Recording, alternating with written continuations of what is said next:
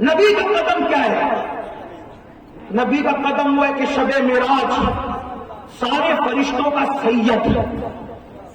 سید الملائکہ اپنا سر حضور کے تلووں پہ رکھ کر ملتے ہیں۔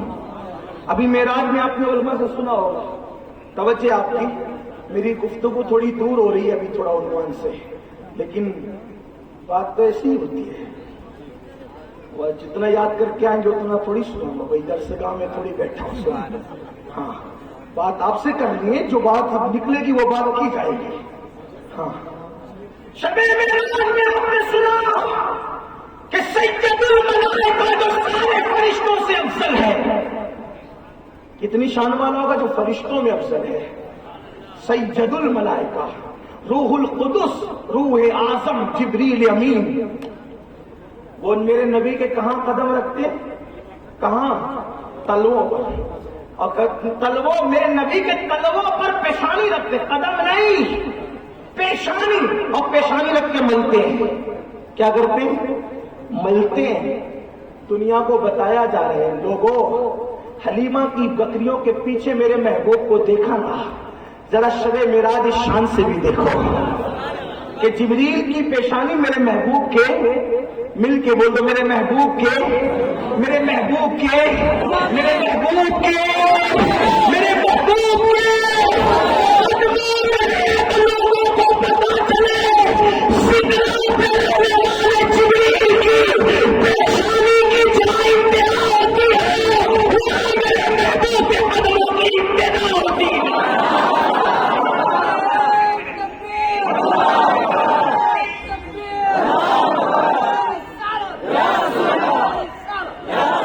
کوئی ایسا شان والا دیکھا جہاں جبریل جھکے ہوئے ملے؟ توجہ کریں، کوئی ایسا شان والا دیکھا جہاں جبریل جھکے ہوئے ملے؟ کہاں؟ تلووں میں۔ اور میرے امام یہ منظر دیکھ کر تو پھر کیسے چپ رہے؟ بریلی کا تاجدار کہتے ہیں تاج روح القدس کے موتی جسے سجدہ کرے۔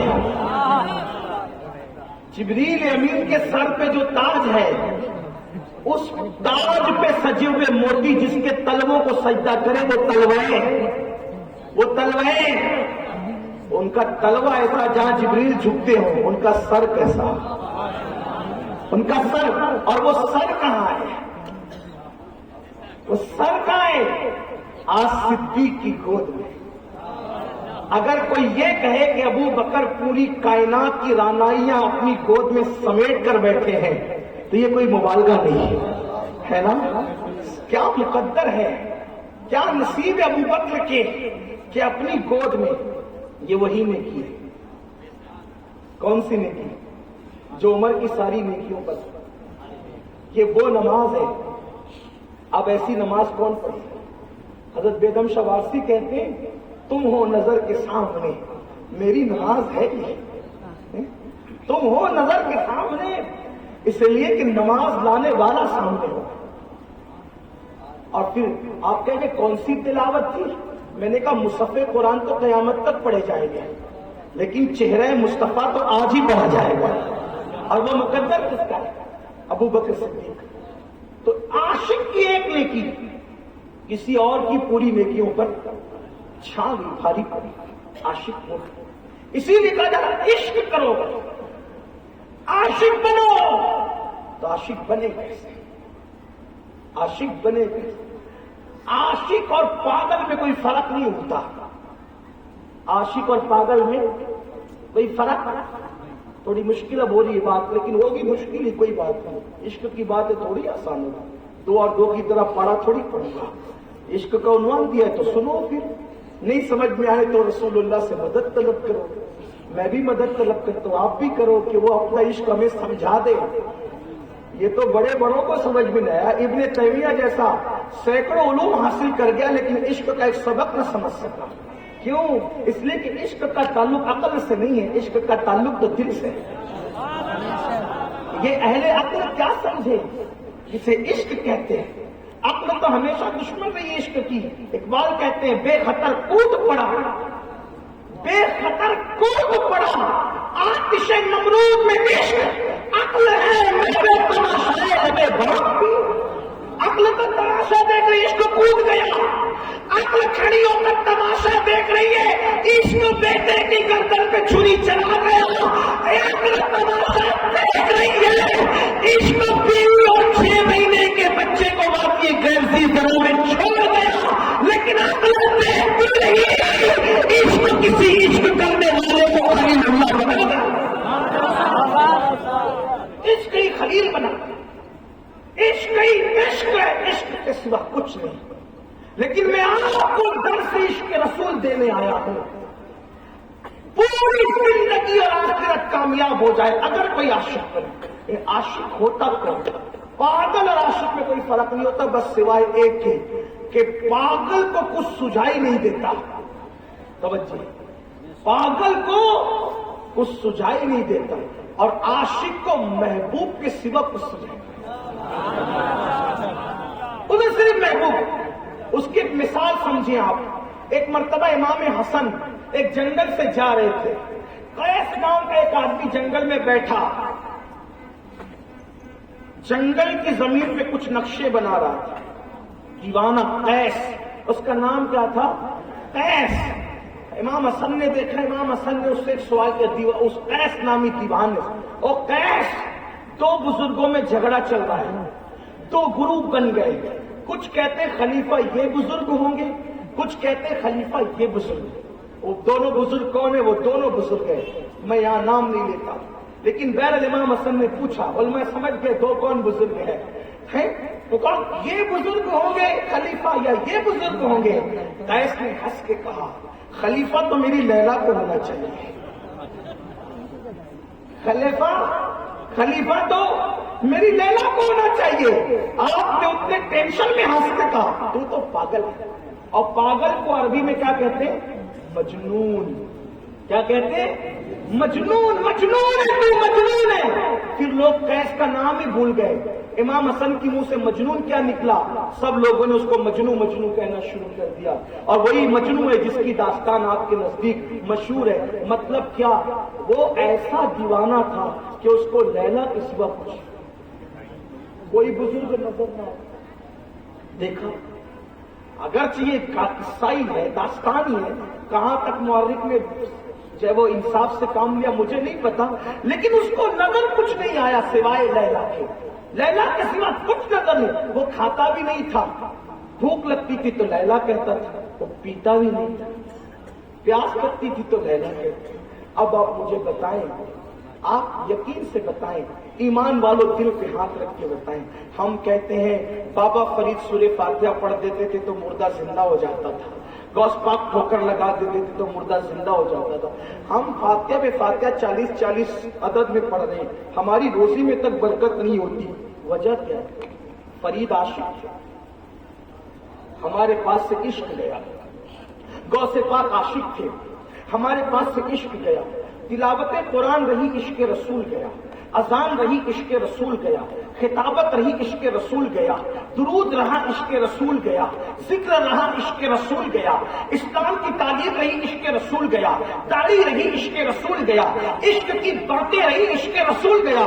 آج سے کبھی پہلے اقبال نے رونا رویا، واعظ قوم کی وہ پختہ خیالی نہ رہی، فرق طبی نہ رہی، شعلہ مقامی نہ رہی، فلسفہ رہ گیا، تلقین غزالی نہ رہی، رہ گئی رسم ادا، روح بلالی نہ رہی۔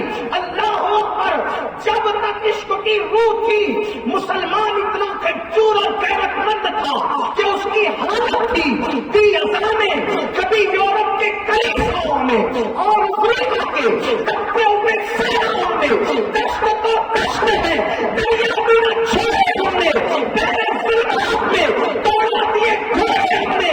آج ایک نالا پار کرنا مشکل ہوتا ہے، کل بحر ظلمات میں گھوڑے دوڑائے تھے۔ ہاں آج رمضان شریف میں گٹکا چھوڑنا مشکل ہوتا ہے، کل بیویاں چھوڑ کر جامع شہادت نوش فرمایا تھا۔ آج سگریٹ چھوڑنا مشکل ہوتی ہے، کل اس کے مصطفیٰ نے دنیا چھوڑ دی تھی۔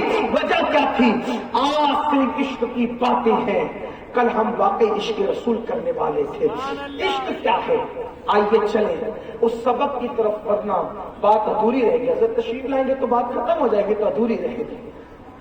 صحابہ نے جو عشق کیا، نمبر ایک جس سے عشق ہوتا ہے اس کے بارے میں کچھ جانکاری ہوتی ہے، کچھ نہیں۔ اب تھوڑا جلدی جلدی چلوں، آپ کی توجہ میری طرف ہے، میں بات کر سکتا ہوں، مشکل تو نہیں لگ رہی ہے، سمجھ میں آ رہی میری بات؟ حالانکہ عشق کی بات ہے، یہ سمجھائی بھی نہیں، ہاں لیکن آپ کو سمجھ میں آ رہی ہے، اللہ کا کرم ہے۔ توجہ آپ کی، جس سے عشق ہوتا ہے اس کے بارے میں جانکاری بہت زیادہ ہوتی ہے۔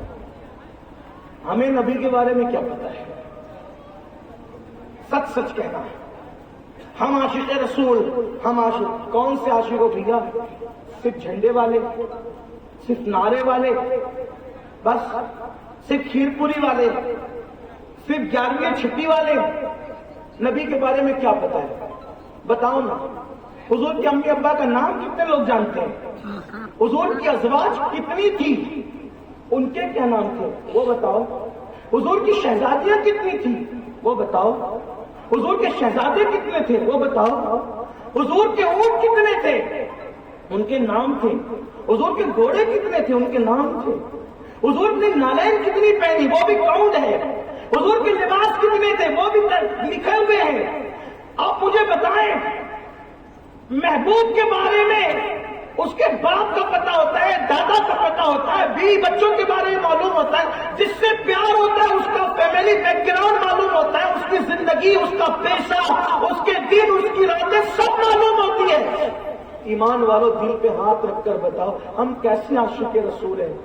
ہم کہتے ہیں ہم سب اپنی جان سے زیادہ ان سے پیار کرتے ہیں، آپ کو تو ان کی شہزادیاں کتنی وہ بھی نہیں پتا، ان کی بیویاں کتنی وہ بھی نہیں پتا، ان کی عظمت کیا وہ بھی نہیں پتا، ان کی شان کیا وہ بھی نہیں پتا۔ آپ مجھے بتائیں میرے عزیز، جب یہ سب نہیں پتا تو آپ نے پیار کس سے کیا ہے؟ آپ نے محبت کس سے کی ہے؟ آپ نے عشق کس سے کیا ہے؟ پھر اس کے بعد ایک اہم بات، جب محبوب کے بارے میں جانکاری ہو جاتی ہے بہت زیادہ تو پھر اسی کا ذکر ہوتا رہتا ہے، اسی کا تذکرہ ہوتا رہتا ہے، اس کے سوا کسی کا ذکر پسند ہی نہیں آتا، بس وہی ایک ہی دھن لگی رہتی ہے، محبوب محبوب محبوب، اسی کا ذکر ہوتا ہے۔ ایک مثال کے ذریعے سمجھا دوں، دیکھو آپ کو پتا ہونا چاہیے، آپ کے گزشتہ صدی میں ایک بہت بڑے عاشق رسول کا نام سنا ہوگا، اپنے زمانے کا امام عشق و محبت، جسے دنیا اعلیٰ حضرت امام احمد رضا خان محدث بریلوی کہتی ہے۔ صرف اشارہ دینا چاہتا ہوں، آپ جانتے ہیں، دیکھو لوگ کعبہ دیکھتے ہیں تو کعبہ دیکھ کر کون یاد آتا ہے؟ کعبہ دیکھ کر ابراہیم خلیل اللہ یاد آتے ہیں، اسماعیل ذبیح اللہ یاد آتے ہیں، کیونکہ کعبہ ان لوگوں نے بنایا، یہی مشہور ہے۔ لیکن اللہ اکبر عاشق کیسا ہوتا ہے؟ لوگ جا کر کہتے ہیں کیا کعبہ ابراہیم نے بنایا، کیا کعبہ ابراہیم نے بنایا، لیکن عاشق رسول پوچھتا ہے تو کہتا ہے وہاں بھی محبوب کو یاد کر کے، ارے ہو گئے کہاں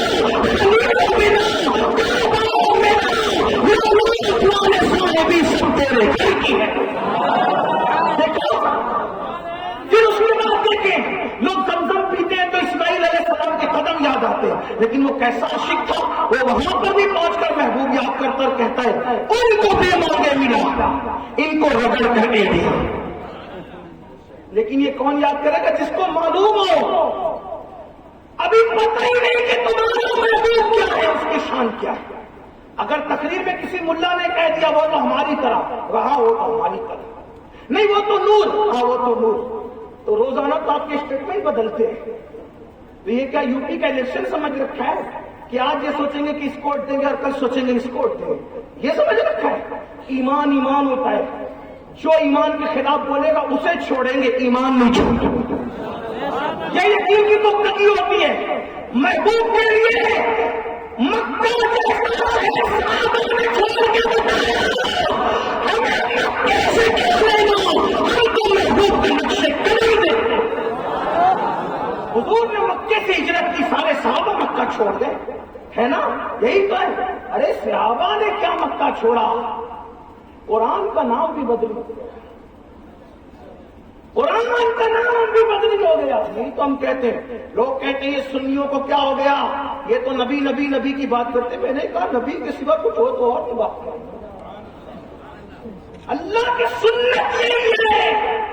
آپ ان علماء سے پوچھو، یہ مدرسے کا جلسہ ہے، قرآن کی صورتوں کے 2 نام ہیں، کتنے نام ہیں؟ مل کے بولو، کتنے نام ہیں؟ کون سے؟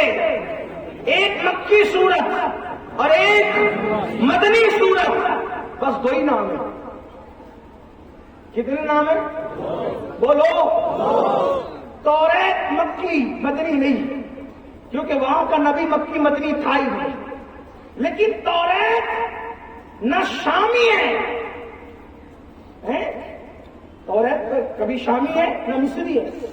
موسیٰ کے یہاں بھی دو شہر ہیں، ہجرت سے پہلے شام، ہجرت کے بعد مصر۔ ہمارے نبی کے بعد بھی دو ہے، مکہ اور، لیکن توریت مصری شامی نہیں ہے۔ وہ تو بتاؤ، مگر قرآن اللہ کی آخری کتاب مکی بھی ہے اور 200 اللہ تیرا کلام۔ ان علماء سے پوچھو، خدا کی ذات بھی زمان و مکان سے بے نیاز اور اس کی صفات بھی، اور قرآن سے فتح لائی کہ اس میں الجھانا نہیں چاہتا کیونکہ بات بڑی گہری ہے، مگر زمان و مکان کا وہاں، لیکن قرآن کا ایک نام ہے مکی اور ایک ہے، بولو، سورتیں مکی اور، مل کے بولو، مکی اور۔ لوگ کہتے ہیں یہ کیا عشق عشق کی بات لگا رکھا ہے، میں نے کہا عشق سے ہٹ کر کوئی بات بھی ہو تو بتا۔ پورا قرآن تو عشق ہے، پوری نماز تو عشق ہے، پورا رمضان تو عشق ہے، روزے کی ادائیں عشق ہے، رکوع کی ادائیں عشق ہے، حج عشق ہے، عشق کے سوا ہے کیا؟ اسی لیے تو میرے نبی نے اعلان کر دیا،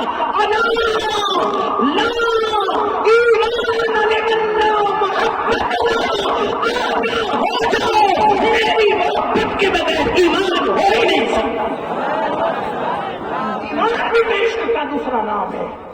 تو مکی صورتیں مدنی صورتیں کیا مطلب؟ اچھا ابھی کچھ لوگوں نے مجھے مکی مدنی صورتوں کا فلسفہ کیا ہے، تو کچھ مفسرین منہ اٹھا کر کے بیچ میں بولے کہ نبی جب مکے میں تھے، مکے میں صورت نازل ہوئی تو وہ مکی ہے، اور جب مدینے میں نازل ہوئی صورتیں تو بہت اچھی بات ہے۔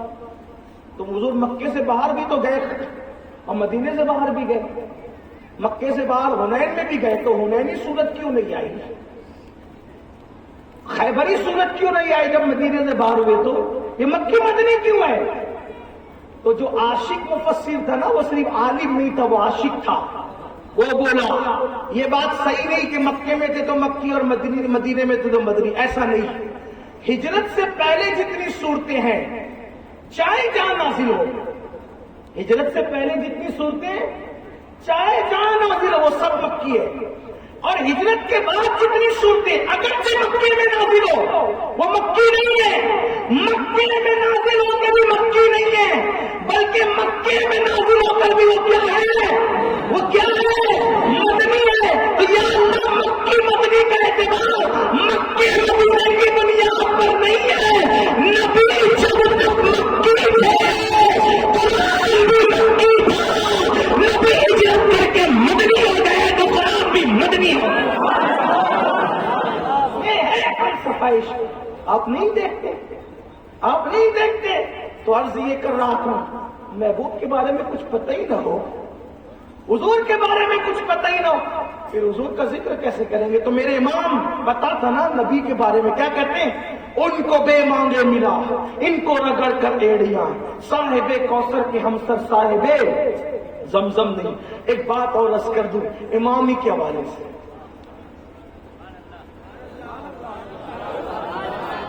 جب کوئی بیمار پڑتا ہے تو کہاں جاتا ہے؟ سچ بولنا، بولو بھائی۔ لیکن عاشق ایسا دیوانہ ہوتا ہے کہ وہ بیمار پڑتا ہے تو محبوب کو یاد کرتا ہے۔ میرے امام بیمار پڑے تو کیا تھا؟ شافی ہو نافی ہو تم، کافی ہو وافی ہو تم، درد کو کر دو دوا تم پہ کرو تم۔ عشق وہ منزل، محبوب کے سوا کچھ یاد ہی نہیں ہے، کچھ یاد نہیں، یہ ہے عشق۔ لیکن افسوس یہ ہے ہم بھی عاشق ہیں۔ بولو کتنے لوگ ہیں نا؟ سب عاشق، اٹھا لو ہاتھ ذرا۔ ہاں، کون سے عاشق ہے؟ 24 گھنٹے ہو جاتے، کبھی نبی یاد ہی نہیں آتے، کبھی محبوب یاد نہیں آتے۔ موبائل کی اسکرین پر گنبد خضرا کیا لگا رکھے ہیں؟ نہ لگائیں نہیں لگاتے. کیا لگائیں گے؟ ہیرو خان صاحب فلاں صاحب. بال نبی کی طرح نہیں رکھنا، ہیرو کی طرح. چلنا نبی کی طرح نہیں، ہیرو کی طرح. بولنا نبی کی طرح نہیں، ہیرو کی طرح. افسوس ہے مجھے. آئیے اب بات ختم کرتے ہوئے عرض کرتا ہوں. نمبر 1، محبوب کے بارے میں معلومات خوب ہوتی ہے، ہمیں کچھ نہیں پتا. ایسا عشق، محبوب کا ذکر خوب کیا جاتا ہے. ہم تو ذکر کیا 24 گھنٹے یاد نہیں، ہفتے بھر میں بھی یاد نہیں. آئیے لیکن اللہ پر تیسری اور آخری بات، جو عشق کرتا ہے وہ محبوب کے لیے سب چھوڑ دیتا ہے. جو عشق کرتا ہے وہ محبوب کے لیے سب چھوڑ دیتا ہے. اور محبوب کے لیے جب سب چھوڑ دیتا ہے تو پھر محبوب اس کے لیے اپنی بائیں پھیلا دیتا ہے اور محبوب اس کو اپنا بنا لیتا ہے. پھر ایسا اپنا بناتا ہے کہ کسی کا محتاج ہی رہنے نہیں دیتا. آئیے دل کے کانوں سے ایک روایت سن لیں جو آخری میں عرض کر رہا ہوں. دل کے کانوں سے محبوب کے لیے کچھ چھوڑنا تو پڑے گا، محبوب کے لیے کسی کو چھوڑنا تو پڑے گا. بغیر چھوڑے، بغیر امتحان کے، بغیر آزمائش کے کامیابی نہیں ہو سکتی. کہتے ہیں ایک نوجوان نئی عمر کے صحابی تھے، چھوٹی عمر کے صحابی. اصل میں حضور کے صحابہ کی بڑی تعداد سب نوجوانوں کی تھی، بوڑھے صحابہ کم تھے. اکثر میرے آقا پر ایمان لانے والے سب کے سب نوجوان تھے. حضرت عمر ابن خطاب یہ بھی نوجوان تھے. مولائے کائنات تو بچپن ہی میں ایمان لائے. اسی طریقے سے حضرت طلحہ، سعد ابن ابی وقاص، حضرت زبیر، حضرت بلال حبشی، یہ سب جوان لوگ تھے. ابتدائی جوانی تھی.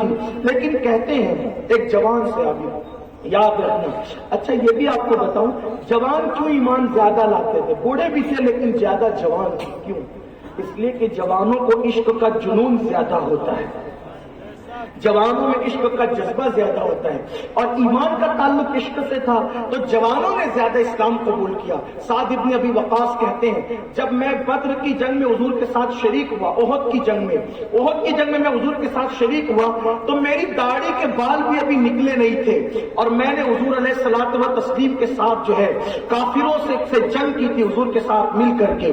اللہ اکبر، یہ حالت تھی. وہ سب کے سب جوان تھے. میرے عزیز، میری قوم کے جوانوں، آج بھی کائنات کا نظام بدل سکتا ہے، آج بھی حالات تبدیل ہو سکتے ہیں، آج بھی انقلاب آ سکتا ہے.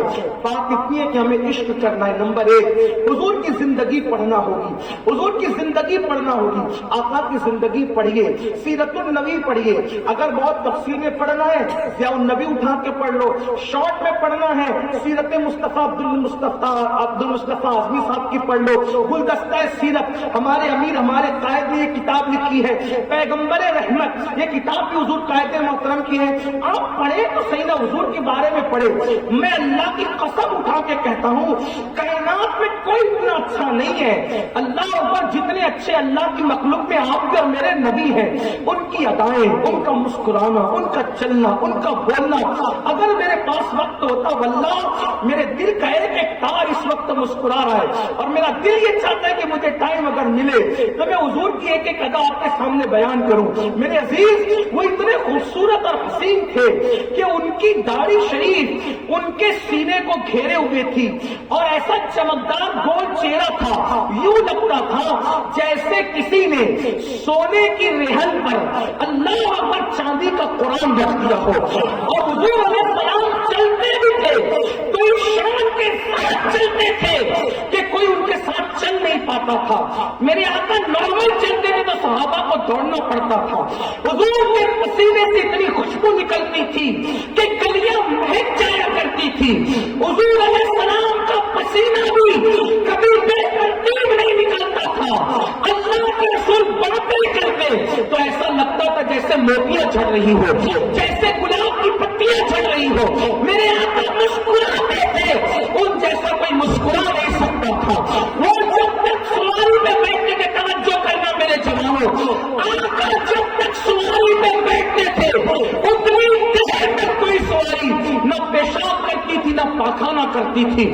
حضور کا ادب یہ تھا.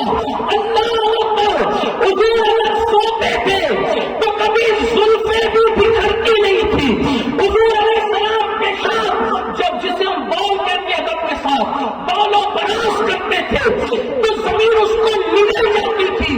حضور کے فضلات پاک کو کبھی کسی نے اپنی آنکھوں سے نہیں دیکھا. بس اتنا تھا کہ کی طرح بھیگی بھیگی خوشبو آتی تھی.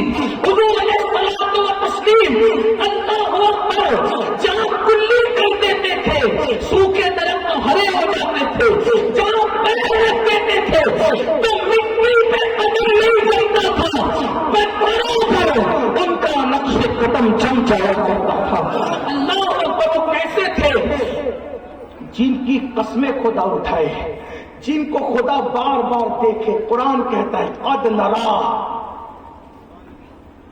قد نرا، اے میرے محبوب ہم ضرور دیکھتے ہیں کیا؟ آپ کا چہرہ آسمان کی طرف اٹھا. آپ دیکھیں تو صحیح، اللہ نے کسی کی جان کی قسم یاد نہیں فرمائی، اللہ نے ان کی جان کی، ان کی عمر کی قسم اٹھائی. وہ چلے تو ان کے شہر کی قسم اٹھائی. ان کی شان یہ ہے ہم نے کبھی پڑھا ہی نہیں. ہمیں تو طوطا مینا، یوٹیوب، فیس بک اس سے فرصت نہیں. آج پوری دنیا جو پر بدبختی کی طرف جا رہی ہے انہیں حضور نہیں پتا. جس دن انہیں حضور پتا چل جائیں گے وہ سب سے کٹ کر میرے نبی کے ہو کے رہ جائیں گے. تو میں عرض یہ کر رہا تھا، بات سنیے، بڑی دور نکل گئی. اور پھر میں کہہ رہا ہوں میرا بربط دل پر ایک کان یہ کہہ رہا ہے کہ حضور کی شان بیان ہونی چاہیے. لیکن اگر میں اتنا کہوں چلے پڑھ بھی دیتا ہوں، آسان ہے، امام کی روح مدد کرے تو پڑھ دیتا ہوں. حضور کہے کہ کچھ وہ پڑھ دوں اگر آپ کی توجہ. تو دیکھو میرے امام کہتے ہیں جس کے ماتھے شفاعت کا صحرا رہا اس جبین سعادت پہ لاکھوں سلام. قربان جائے. دیکھو دو مصروں میں کیسے نبی کی پیشانی بیان کر. جس کے ماتھے شفاعت کا صحرا رہا اس جبین سعادت پہ لاکھوں سلام. جس کے سجدے کو محراب کعبہ جھکی ان بھووں کی لطافت پہ لاکھوں سلام. نیچی آنکھوں کی شرم و حیا پہ درود، اونچی بینی کی رفت پہ لاکھوں سلام. اللہ اکبر. اور کہتے ہیں پتلی پتلی گلے قدس کی پتیاں ان لبوں کی نزاکت پہ لاکھوں سلام. وہ بہن جس کی ہر بات وحی خدا چشمے علم حکمت پہ لاکھوں سلام. اللہ اکبر. کہتے ہیں اللہ اکبر. ہاتھ جس سمت اٹھا غنی کر دیا موجے پیرے سماوت پہ لاکھوں سلام. کہتے ہیں اللہ اکبر. کوئی جہاں مل کرو جو کی روٹی کے ساتھ اور شکم کی کنات پہ لاکھوں سلام. اور ایک بات عرض کروں، یہ کام تو اعلیٰ حضرت ہی کر سکتے تھے. کوئی بھی بندہ جب اپنے محبوب کی شان لکھتا ہے تو محبوب کے اعضاء لکھتے لکھتے وہ کمر کو نظر انداز کر دیتا ہے. اگر آپ کی سماعتوں پہ بار نہ پڑے تو اہل علم کی توجہ، کوئی شریف شاعر یا کوئی شریف مصنف محبوب کا جسم بیان کرتے وقت کمر کا ذکر، کیونکہ کمر کا ذکر کرو تو تقدس برقرار نہیں رہتا ہے نا. کمر کا ذکر کرو. اگر میں بھی کسی مشاعرے میں ہوتا تو کھل کے بات کرتا، لیکن علماء کے جلسے میں ہوں میں نہیں کچھ کھل کے بول سکتا. لیکن اتنا ضرور ہے کہ کمر کا ذکر آئے اور ہوش ٹھکانے رہے نہیں ہو سکتا نا. لیکن میرے امام عشق والوں کی یہی شان ہے، اپنے نبی کی کمر کا ذکر کیا، لیکن کس تقدس کے ساتھ کیا. کہتے ہیں جو کہ عزم شفاعت پہ کھچ کر بندھی. اردو شاعری میں واللہ کو یہ تقدس کمر کے حوالے سے بات بتا دیا، کیونکہ نہ کوئی ایسا کمر والا ہے نہ کوئی ایسا کلام والا ہے. کیا کہا؟ جو کہ عزم شفاعت پہ کھچ کر بندھی اس کمر کی حمایت پہ لاکھوں سلام. یہ ہے حضور کی کمر شریف. وہ بندھی بھی تو کس لیے؟ غلاموں کی شفاعت کرنے کے لیے. آپ کہتے ہیں نا چلو اب کمر کسو. کیوں کمر کسو؟ کیونکہ کوئی بڑا کام کرنا ہے نا. کہتے نا کسی شاعر نے کہا تھا اٹھ یار اٹھ بان کمر کیوں ڈرتا ہے نا. تو بڑا کام کرنے کے لیے کیا کرنا پڑتا ہے؟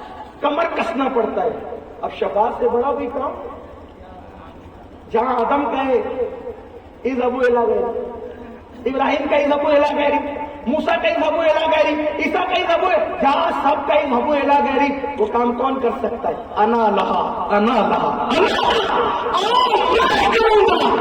تو کہتے جو کہ عزم شفاعت پہ کھچ کر بنے، اس کمر کی حمایت میں نہ کو، یہ امام اہل سنت۔ اور پھر پیر بھی بیان کیا، کہتے کھائی قرآن خاں کے خدا کی قسم، اس کفے پاک کی حرمت پہ لاکھوں سلام، اور حتیٰ کہ سب بیان کرتے کرتے یہاں تک کہہ دیا پھر الغرض ان کے ہر منہ پہ بے حد درود، ان کے ہر بات پہ درود، ان کی ہر ناز و نعمت پہ لاکھوں سلام۔ حضور کے سارے اعضاء بیان کر دیے، پڑھتے جائیے، اعضاء کا تصور کرتے جائیے۔ حضور اتنے خوبصورت تھے، واللہ اتنے خوبصورت تھے، اتنا خوبصورت کسی کو نہیں بنایا، اتنا حسین کسی کو نہیں۔ بلکہ آپ کو بتاؤں، ہمارے عقیدے میں تو یہ ہے کہ خدا کی ذات عین ذات ہے اور ذات مصطفیٰ ذل ذات ہے، اس سے بڑھ کر کیا ہے؟ وہ لمحے باطن ہے، یہ جلوہ ظاہر ہے، اور کیا کہہ سکتے ہیں؟ وہ جلوہ، یہ مصطفیٰ جان رحمت خدا کا جلوہ ہے، خدا کے جلووں کا آئینہ ہے، اس کے حسن کا آئینہ ہے، حضور وہ حسن والے ہیں۔ تو حضرت عبداللہ نام کے ایک چھوٹی عمر کے صحابی، چھوٹی سی عمر میں حضور کو دیکھا، ایک بات دیکھا، بس یہ بات کر رہا تھا، ابھی پہ باتیں نکل آئی۔ چھوٹی سی عمر میں حضور کو ایک بات دیکھا، اور کیا دیکھا تو عاشق ہو گئے، شیدا ہو گئے۔ گھر آئے، ماں سے کہا ماں میں نے محمد عربی روحی فدا کو دیکھا اور میں مسلمان ہو گیا، جبکہ ان کے باپ بچپن میں انتقال کر گئے تھے، مر گئے تھے ان کے باپ، ان کے چچا نے ان کو پالا تھا۔ ماں نے کہا تیرے چچا کو پتا چلے گا تو بہت ناراض ہوگا، پتا چچا کو پتا بھی چل گیا، روزانہ چچا ڈنڈا چابک لے لے کر کے مارتا، چھوڑ دے محمد، چھوڑ دے محمد۔ تو چچا آپ کے بہت احسانات ہیں، سب چھوڑوں گا ان کو نہیں چھوڑوں، سب چھوڑوں گا ان کو نہیں چھوڑوں، سب چھوڑوں گا ان کو نہیں چھوڑوں۔ بڑی معذرت کے ساتھ آج ہم بھی کہتے کاش ہم اس دور میں پیدا ہوئے ہوتے تو یہ کر لیتے وہ کر لیتے۔ میں سوچتا ہوں کہ کچھ نہیں کرتے میرے بھائی، ہم اٹھ کے فجر نہیں پڑھ سکتے تو بدر و احد میں کیا جاتے ہیں؟ یہ تو قدرت نے پردے ڈال دیے اپنے کرم کے ہمارے کردار پر، ہم کچھ نہیں کر پاتے۔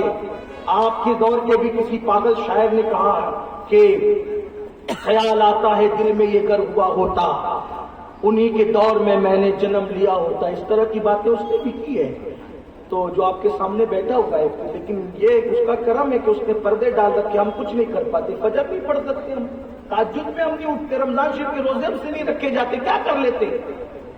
لیکن وہ صحابہ تھے میرے نبی کے سچے صحابہ۔ عبداللہ کو ان کا چچا روز مارتا، مارتے مارتے تھک جاتا، مارتے مارتے کہتے سب چھوڑوں گا ان کو نہیں چھوڑوں، تجھے چھوڑ دوں گا ان کو نہیں چھوڑوں۔ پھر چچا سرنڈر ہو گیا، اب مارنا اس نے چھوڑ دیا، نہیں مارتا تھا، وہ سمجھ گیا کہ یہ چھوڑنے والا نہیں ہے، اگر ہمیں 4 ڈنڈے پڑ جائیں نا، کچھ نہیں ہوتا تو ہم سب چھوڑ بیٹھے ہیں، اگر کچھ ہوتا تو پتہ نہیں ہم کیا کر لیتے۔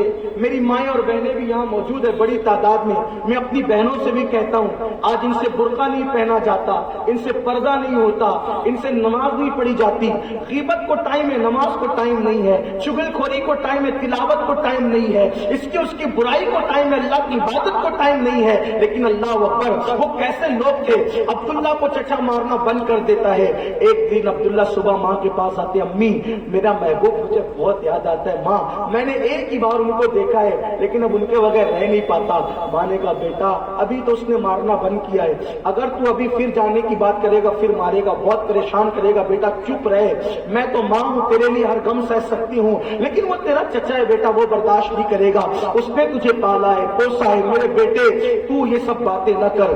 پھر رات کو آتے، ماں میرے محبوب کی یاد آئی، یاد رکھنا یہی میں ضابطہ دے کر جا رہا ہوں، حضور کے در کا ادنا سا सरसग होकर अगर हुजूर से इश्क होगा ना, हुजूर आपको बार बार याद आएंगे, हुजूर आपको बार बार तड़पाएंगे। अपने दिलों का खुद अंदाजा कर लेना कि आपके हमारे पास इश्क कितना है। अगर हुजूर याद नहीं आते तो कहीं ऐसा तो नहीं कि इश्क का सौदा, इश्क का खजाना कहीं दिल के अंदर छुप गया है। जब महबूब से इश्क होता है बार बार याद आते हैं, बहुत तड़पाते हैं। और याद रखना, पहले वो याद करते हैं फिर वो याद आते हैं, ये अच्छी तरह याद रखना। वो अब्दुल्ला बार बार कहते अम्मी जाना चाहता हूँ, माँ कहती नहीं बेटा, अम्मी जाना चाहता हूँ, नहीं बेटा, अम्मी जाना चाहता हूँ, नहीं बेटा। एक दिन माँ ने सोचा ये रोज रोज आकर कहता है, एक दिन माँ ने कहा जा बेटा, लेकिन एक शर्त तेरे चचा से पूछ ले, तेरे चचा से कहना अगर वो इजाजत देगा तो मेरी भी इजाजत है। अब्दुल्ला वो नौजवान सहाबी चचा के पास आए, चचा एक अर्जी लेकर आए हूं मेरे प्यारे चचा। क्या बात है बेटे? मेरे भतीजे बोल, मेरे महबूब की याद आती है, मुझसे अब अपने गांव में रहा नहीं जाता, अपनी बस्ती में रहा नहीं जाता, मैं मदीने जाना चाहता हूँ। चचा को मालूम था इश्क की दास्तान, इश्क की कैफियत। चचा ने सोचा इसको रोक नहीं सकता, इसको फंसाओ, इसको धमकी दो, कहाँ जाओ खुशी से जाओ, लेकिन एक शर्त है, तुम्हें मालूम है ना तुम्हारा बाप मर गया था तो किसने पाला? कहाँ चचा आपने पाला। घर किसका है? आपका। कपड़े पहने किसके? आपके। खाया किसका है? आपका। पैसे घर में पड़े किसके? आपके। अब सुन, जा रहे हो तेरे महबूब से मिलने, जिसका कलमा पढ़ता उससे मिलने जा रहा। अगर तू मेरे घर से आज निकलेगा फिर अपने घर में तुझे कभी नहीं आने दूंगा, जा। एक नौजवान जिसकी शादी ना हुई हो, जिसका कोई कारोबार ना हो, काम काज ना हो, उसके लिए सबसे बड़ी धमकी क्या है? मेरे घर से निकल जा। दिन में तारे नजर आते है ना, जब कोई घर के लोग धमकी देते ना मेरे घर से निकल जाए, दिन में कहाँ रहूंगा कहाँ? यही तो है आजकल के लड़कों का मामला, नहीं वो 14.5 साल पुरानी बात है। चचा ने कहा अगर तू उनसे मिलने जाएगा मेरे घर में वापस मत आना। चचा सोच रहा था कि अब भी भतीजा कहेगा चचा माफी चाहता हूं, नहीं जाता, लेकिन कुर्बान इश्क इसे कहते हैं। भतीजे ने कहा मुझे मंजूर है, अगर उनका दीदार तेरा घर छोड़कर होता है और बेघर होकर उनका दीदार होता है तो मैं घर छोड़ने के लिए तैयार हूं। चचा को चक्कर से आने लगे, उसने फौरन बड़ी शर्त रख दी, अगर उनसे मिलने जाना है तो तेरी जेब में और घर में जितने पैसे तूने बचा के रखे वो पैसे भी जमा करा दे। चचा ये भी मंजूर है, अगर दौलत छोड़कर यार नजर आता है तो मैं दौलत छोड़ने भी तैयार हूं। चचा ने उससे बड़ी और तीसरी और आखिरी बात कह दी, ये जो कपड़े पहने हैं ना, कपड़े ये भी मेरे हैं, अगर उनसे मिलने जाना चाहता है तो कपड़े भी उतार दे।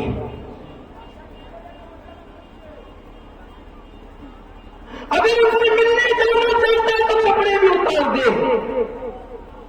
अल्लाह अल इस्तियाब में साहिब इस्तियाब लिखते हैं, उस नौजवान ने कहा अगर कपड़े उतार कर देने से महबूब मिलता है तो मैं तेरे कपड़े भी उतार कर देने के लिए तैयार हूं।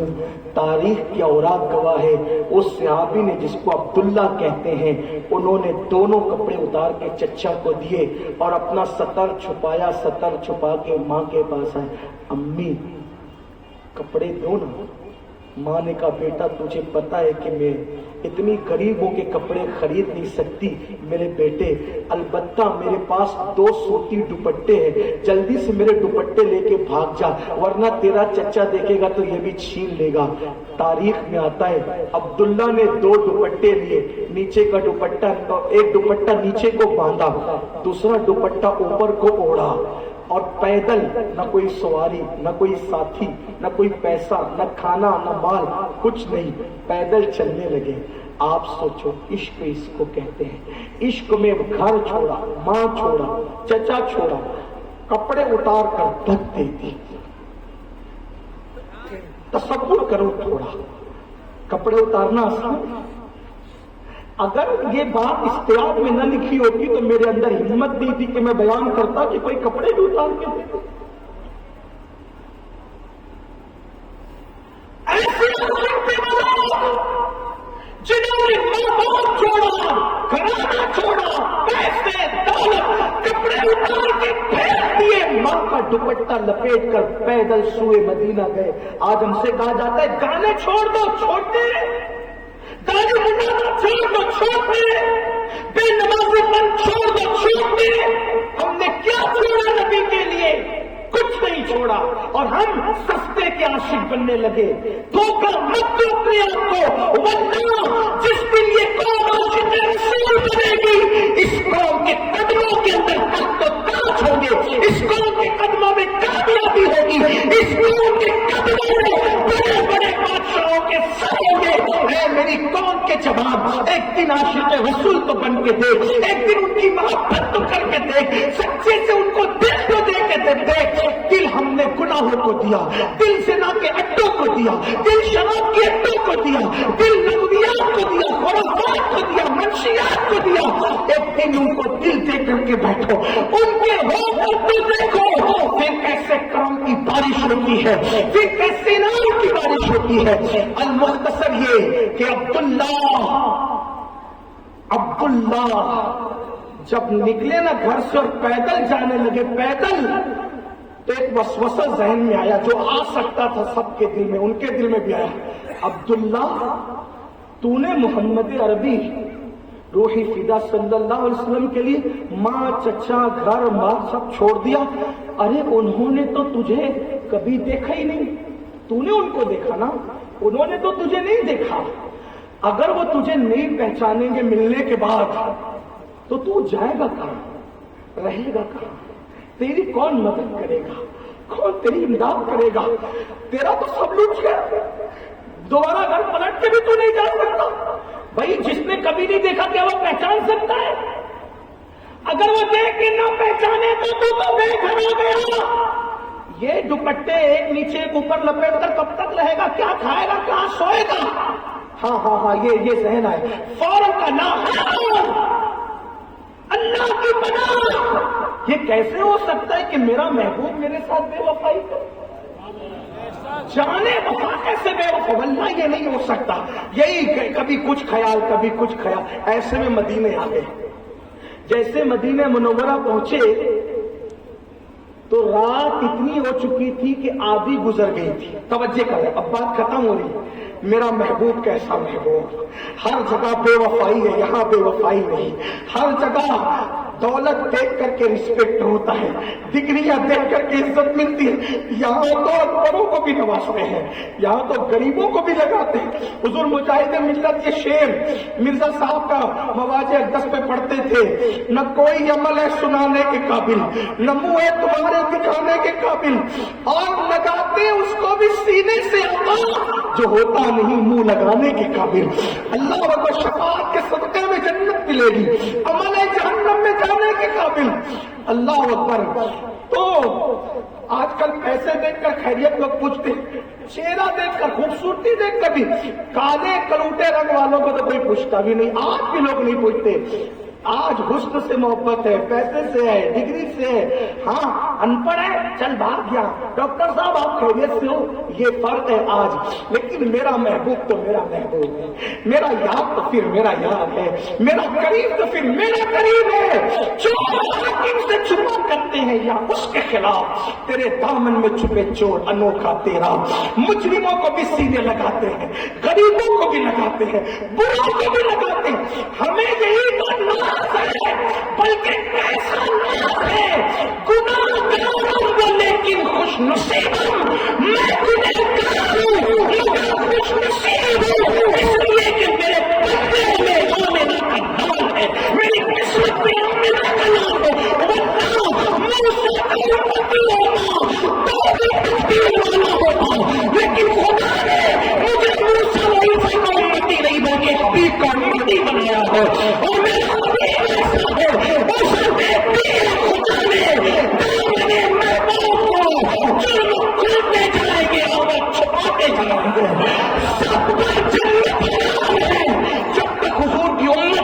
نہ جا سکے.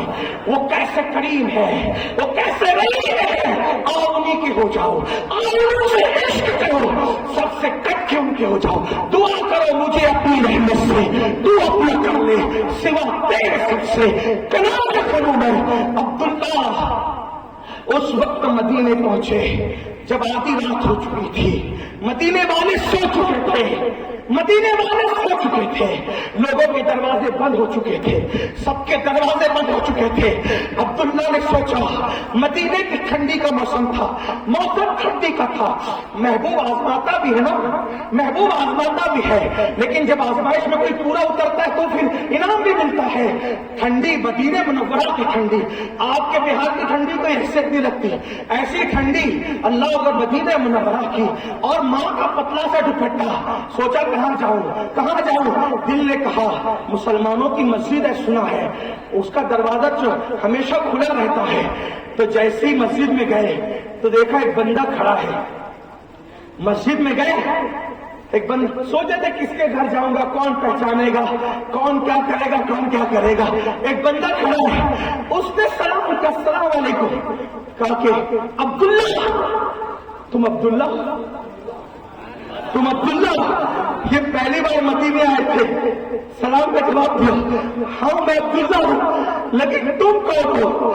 میرا نام بلال ہے، بلال ہے، ہم کبھی ملے نہیں، تم مجھے پہچانتے کیسے ہو؟ کہا آج جب عشاء کی نماز پڑھا کر حضور گھر کا آنے لگے تو مجھ سے کہا بلال، میرا ایک غلام عبداللہ نام کا میرے عشق میں اپنا کام چھوڑ کر، اپنی ماں چھوڑ کر، اپنا چچا چھوڑ کر، اپنا شہر چھوڑ کر، حتیٰ کہ اپنے کپڑے بھی میرے عشق میں اتار کے پھینک کے ماں کا دوپٹہ اوڑھ کے آ رہا ہے۔ مدینے کی سردی اس سے برداشت نہیں ہو سکے، میرا یہ کمبل اس کو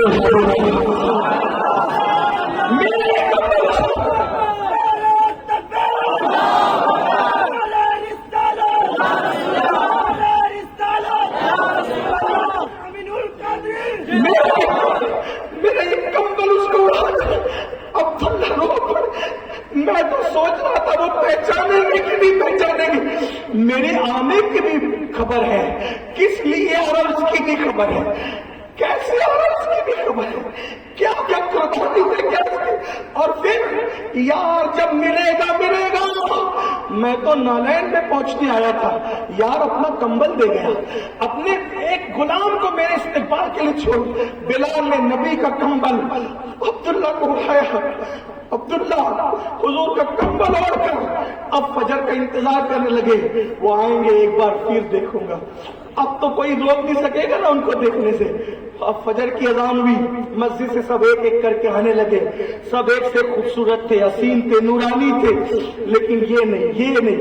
پھر بلال نے جب اقامت گئی تو پھر وہ اپنے حجرے سے نکل کے آئے، دیکھا تو دل پکڑ لیا، ہائے ہائے اب میں کیسے تعارف کراؤں گا کہ میں ہی عبداللہ ہوں۔ نماز فجر ہوئی، حضور صحابہ کی طرف منہ کر کے بیٹھ گئے، پہلا سوال عبداللہ کیسے ہوئے؟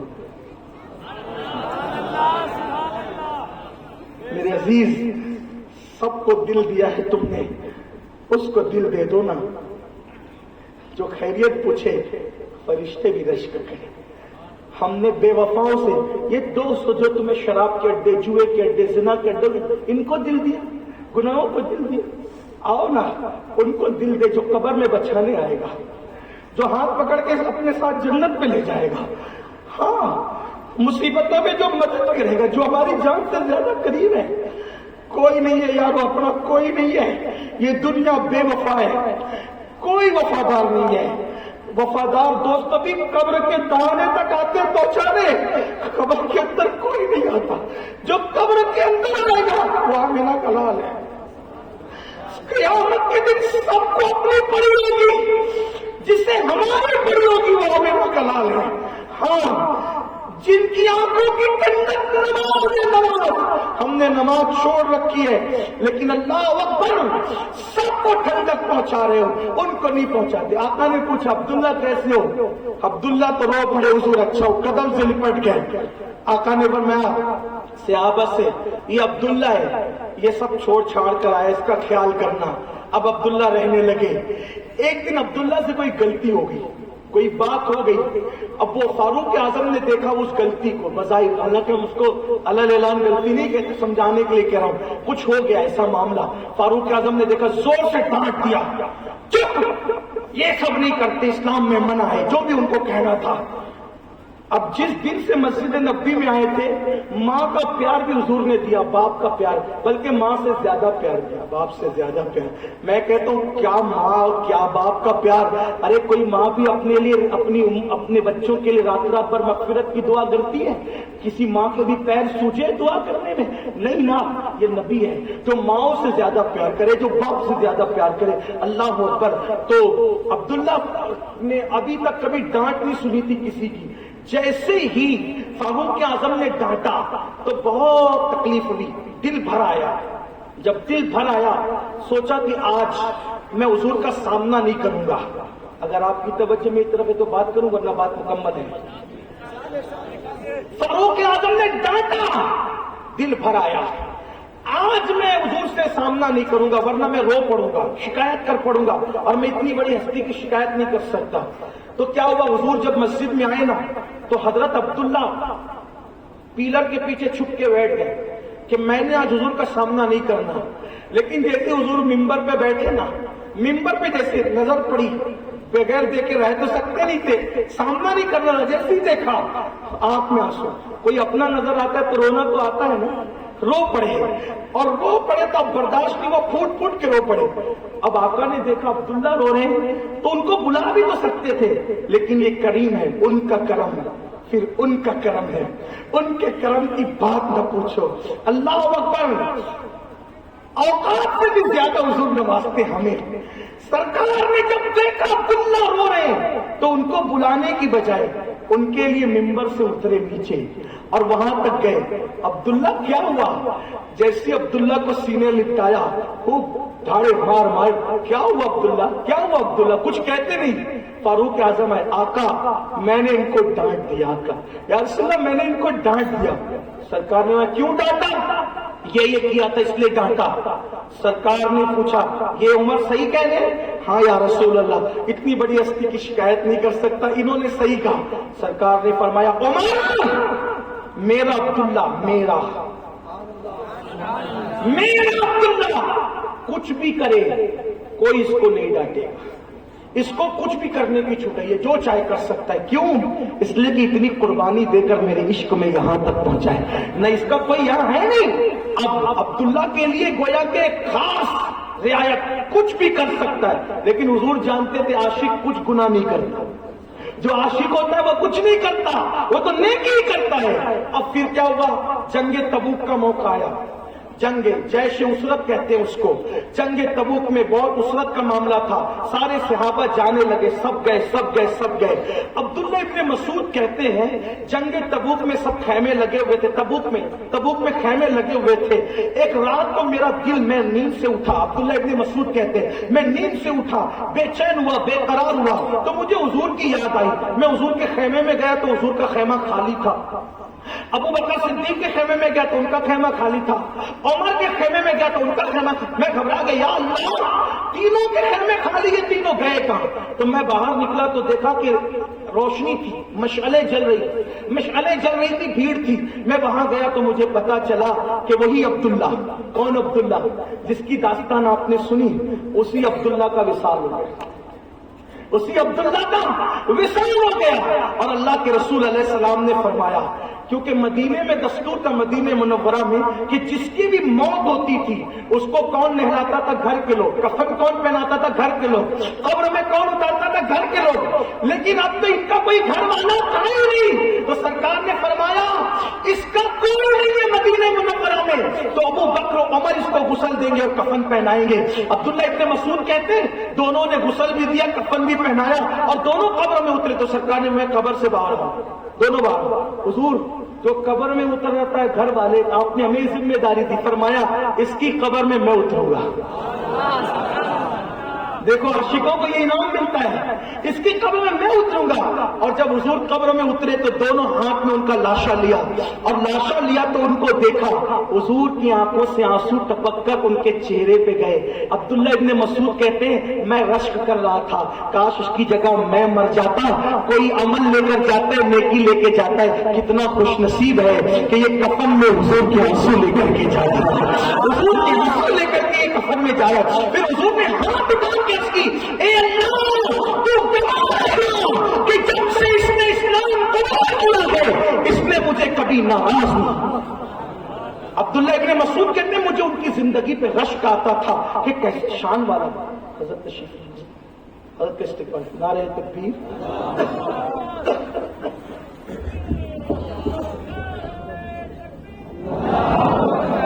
نعرہ تکبیر، نعرہ رسالت. حضرت کو راستہ دیں، آپ لوگ راستہ دیں، اپنی اپنی جگہ کھڑے رہیں، تکلیف نہ دیں حضرت کو، ادب کریں، ادب کا خیال رکھیں. نعرہ تکبیر، نعرہ رسالت. امیر سنی دعوت اسلامی داعیہ کبیر. نعرہ تکبیر، نعرہ رسالت، نعرہ رسالت. مسلک اعلی حضرت. ماشاء اللہ.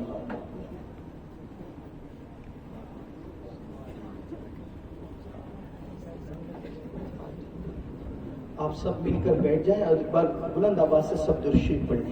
اللہم صلی علی سیدنا و مولانا محمد المعطل الجود والکرم وآلہ واصحابہ وبارک وسلم. صلاۃ و سلام علیک یا رسول اللہ صلی اللہ علیہ وسلم. تو سچا عشق کرنے والوں کو یہ انعام حضور کی طرف سے ملتا ہے. قبر میں دفن ہونے کے بعد تو جن کے لیے آئیں گے جو سچا عشق کرتے ہیں ان کو قبر میں اتارنے کے لیے بھی تشریف لاتے ہیں، کسی کی جنازے میں بھی تشریف لاتے ہیں. یہ ان کے کرم کی بات ہے. تو ہم حضور سے سچا عشق کریں. میرے امام کہتے ہیں خاک ہو کر عشق میں آرام سے سونا ملا، جان کی اکسیر ہے الفت رسول اللہ کی. اور کہتے ہیں اے عشق تیرے صدقے جلنے سے چھوٹے سستے، جو آگ بجھا دے گی وہ آگ لگائی ہے. چونکہ میں نے آپ کو شروع میں کہا تھا کہ جب ہمارے قائد ہمارے امیر تشریف لے آئیں گے تو فقیر کی گفتگو مکمل ہو جائے گی. اور حضرت ایسے وقت میں تشریف لائے ہیں کہ گفتگو بھی مکمل ہے. اور آپ سے میری گزارش ہے کہ یقین جانیں آپ کہ آج حضرت اس پوزیشن میں تو نہ تھے کہ تشریف لاتے ہیں، لیکن یہ اہل بہار سے حضرت کی خصوصی محبت ہے کہ حضرت ان حالات میں آئے ہیں کہ اگر کسی پر یہ حالات ہوتے تو شاید وہ نہ آتا. میں کچھ حالات کا ذکر کرنے کی بجائے بس اتنا کہتا ہوں کہ اللہ تبارک و تعالیٰ کہ حضرت کی اہلیہ محترمہ جو ہم سب کی مخدومہ صاحبہ ہے، اللہ تعالیٰ پنجتن پاک کے صدقے ان کو مکمل شفا عطا فرمائیں، شفاء کاملہ و عاجلہ عطا فرمائیں. اور وہ خاتون جس نے دعوت کے پہلے دن سے لے کر آج تک برابر حضرت کا ہاتھ تھام کر حضرت کو حوصلہ دیا اور گویا کہ ام المومنین ماں خدیجۃ الکبریٰ کی سنت پر عمل کیا، اللہ تعالیٰ ماں خدیجۃ الکبریٰ کے صدقے انہیں شفاء کاملہ و عاجلہ عطا فرمائیں. اور حضرت کی قربانیاں بھی اللہ تعالیٰ قبول فرمائیں. ہمارے امیر قابل تکلیف شخصیت ہے. اگر کسی کا ناک کان گرم ہو جائے تو آدمی گھر سے نکلتا نہیں، معذرت کر لیتا ہے، لیکن گھر میں تنہا بیمار بیوی کو بھی چھوڑ کر اگر نکلنا کسی سے سیکھنا ہو تو آپ ہمارے قائد سے سیکھ سکتے ہیں. یعنی ان سے صرف تقریریں نہیں سیکھی جا سکتی بلکہ کردار، گفتار، رفتار، قربانیوں کا جذبہ. دین کی دعوت میں چاہے وہ قربانیوں کا ایک انتھک جذبہ بھی سیکھا جا سکتا ہے. اللہ ہمارے قائد ہمارے امیر کو عمر خضر عطا فرمائے. اور میں اسی پر اپنی گفتگو مکمل کرتا ہوں. دعا کرتا ہوں گفتگو کے درمیان اگر کوئی غلطی ہو تو اللہ تعالیٰ معاف فرمائے. استغفر اللہ ربی من کل ذنب واتوب الیہ. آگے کا پروگرام ناظم صاحب آپ کو بتائیں گے. السلام علیکم. ماشاءاللہ مجھے یہ پتا تھا کہ شاید دستار ہوگی، لیکن بہت خوبصورت ماحول ہے، اس لیے خوبصورت ماحول میں خوبصورت گفتگو کے لیے اور اسی خوبصورت خوش گلو، خوش آواز، خوش مزاج، خوش اخلاق ہستی کو خوشی خوشی کے ساتھ اللہ رب العزت کا ذکر کرتے ہوئے آپ کی خدمت میں ان خوشیوں کے ماحول میں پیش کرتے ہیں. کیونکہ یہ گلستان جو سجا ہے، آپ یاد رکھیے ایک بات آپ سے عرض کرتا ہوں کہ عام طور پر سب کی بات نہیں کرتا، زیادہ تر خطیب لوگوں کا مزاج ہوتا ہے تقریر کرنا اور تقریر کر کے پھر رخصت ہو جانا. بلکہ جو ہے وہ ہماری جماعت کے ایک بڑے مشہور خطیب، اور ان کا نام یہاں نہیں لوں گا، لیکن ان کا ایک جملہ ہے کہ لوگوں کی عادت ہے، ان کا جملہ نقل کر رہا ہوں، صرف برا نہیں ماننا. وہ کہتے ہیں لوگوں کی عادت ہے بھاشن دیا، راشن لیا اور چل دیے، وہ اکثر ایسا خوشی میں فرماتے ہیں، تو اصول برکت کے لیے ان کا جملہ نہیں. لیکن ہمارے امیر کی شان یہ ہے کہ جہاں گئے، اگر برطانیہ بھی گئے تو وہاں سے کچھ لانے کی بجائے وہاں والوں کو دے کر آئے. اسی لیے آپ جب برطانیہ جائیں گے تو وہاں بھی ہمارا مرکز دیکھیں گے، ایس ڈی آئی کا، ہم سب کا مرکز حضرت نے وہاں پر تعمیر کیا ہے. علامہ ارشد القادری نے اسی کی توصیف کی تھی. یہاں بھی تشریف لائے، بہار کی سرزمین. عام طور پہ تو بہار آنا لوگوں کے لیے دشواری ہوتا ہے، کیونکہ آج بہار آنا آسان ہے، کیونکہ بہار میں بہاریں روڈ کے اعتبار سے بھی. جب آج سے 20 سال پہلے بہار آتے تھے تو پٹنہ سے یہاں تک آنے میں حالت ہڈیاں پسلیاں جو ہے وہ ایک دوسرے کے ساتھ جو ہے وہ گویا کہ معانقہ کرنے لگتی تھی، یہ کیفیت ہوتی تھی. اس وقت بھی ہمارے امیر تشریف لاتے تھے، ایسا رہا اس وقت بھی. اور یہ جو آپ دیکھ رہے ہیں یہ بہاریں، یہ ہمارے امیر کی خصوصی توجہ کی بنیاد پر ہے. یہاں والوں نے کاوشیں کی، حضرت نے قیادت کی، اور سب سے پہلے اللہ و رسول کا خصوصی کرم شامل حال رہا.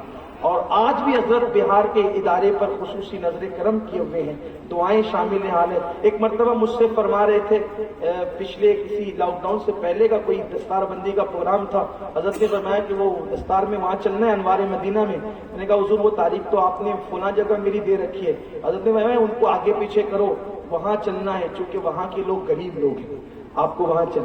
تو یہ محبتیں ہمارے امیر کی ہیں. تو حضرت جہاں گئے وہاں سے کچھ اپنے علاقے میں لانے کی بجائے وہاں والوں سے لے کر، اوروں سے لے کر وہیں پر، یہ جو آپ دیکھ رہے ہیں اس طرح کے تقریباً کم و بیش 55 ادارے حضور قائد محترم کی کاوشوں کا نتیجہ ہے. اللہ سے دعا کرتا اللہ ہمارے قائد کو سلامت رکھے. اور آج اس کی 21ویں دستار بندی کی یہ محفل ہے. اللہ سے دعا کرتا ہوں کہ آج 21ویں ہم دیکھ رہے ہیں، اللہ ہمارے امیر کو اتنی لمبی عمر دے کے ہم 50ویں بھی دیکھیں انشاءاللہ. اور آئیے حضرت کا استقبال کریں، حضرت سے نصیحت سنیں، اس کے بعد دستار ہوگی. نعرہ تکبیر. بہار والے تو ایسی بہانے نہیں دکھاتے، ان کا تو مزاج کچھ اور ہی ہے. تھوڑا سا اونچی آواز سے نعرہ کریں، آواز بلند کریں، ہاتھ بھی بلند کریں. نعرہ تکبیر. اس لیے کہ جب وہ انٹرنیٹ پہ پروگرام لائیو نشر ہو رہا ہے تو لوگ آپ کے جذبات دیکھ بھی رہے ہیں نا، کیونکہ لوگ سنتے بھی رہتے ہیں. نعرہ تکبیر، نعرہ رسالت، نعرہ رسالت، نعرہ رسالت.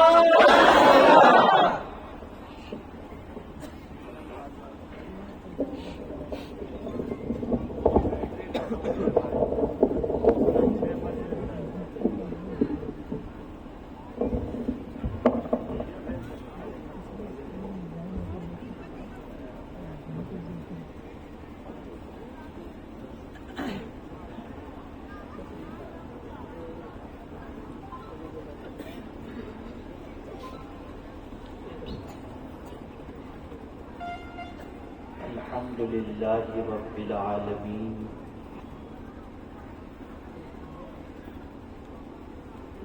والعاقبۃ للمتقین والصلاۃ والسلام علی سید الانبیاء والمرسلین وعلى آلہ واصحابہ الطیبین الطاہرین. اما بعد،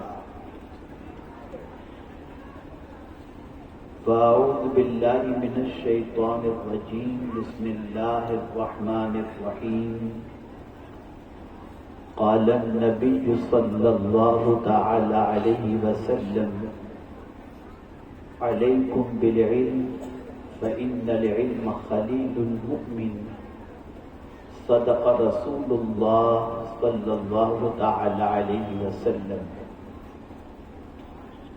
قابل قدر علماء ذوی الاحترام، حاضرین بزم، السلام علیکم ورحمۃ اللہ وبرکاتہ.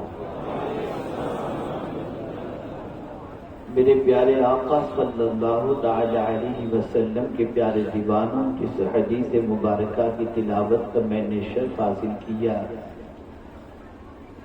اس سے متعلق کچھ معروضات پیش کرنے سے پہلے آقائے کریم رؤوف الرحیم علیہ التحیۃ والتسلیم کی بارگاہ بے کس پناہ میں جس طریقے سے میں پڑھاؤں عقیدت و محبت میں ڈوب کر اسی طریقے سے درود و سلام کا نذرانہ پیش کریں۔ الصلاۃ والسلام علیک یا رسول اللہ، الصلاۃ والسلام علیک یا حبیب اللہ، الصلاۃ والسلام علیک یا نبی اللہ، الصلاۃ والسلام علیک یا نور اللہ، وعلی آلک واصحابک یا حبیب اللہ، صلی اللہ تعالی علیہ وسلم۔ مجھ سے پیشتر ایک ایمان افروز کتاب آپ کے ہر دل عزیز خطیب حضرت مولانا سید امین القادری صاحب قبلہ سے آپ نے سماعت فرمایا۔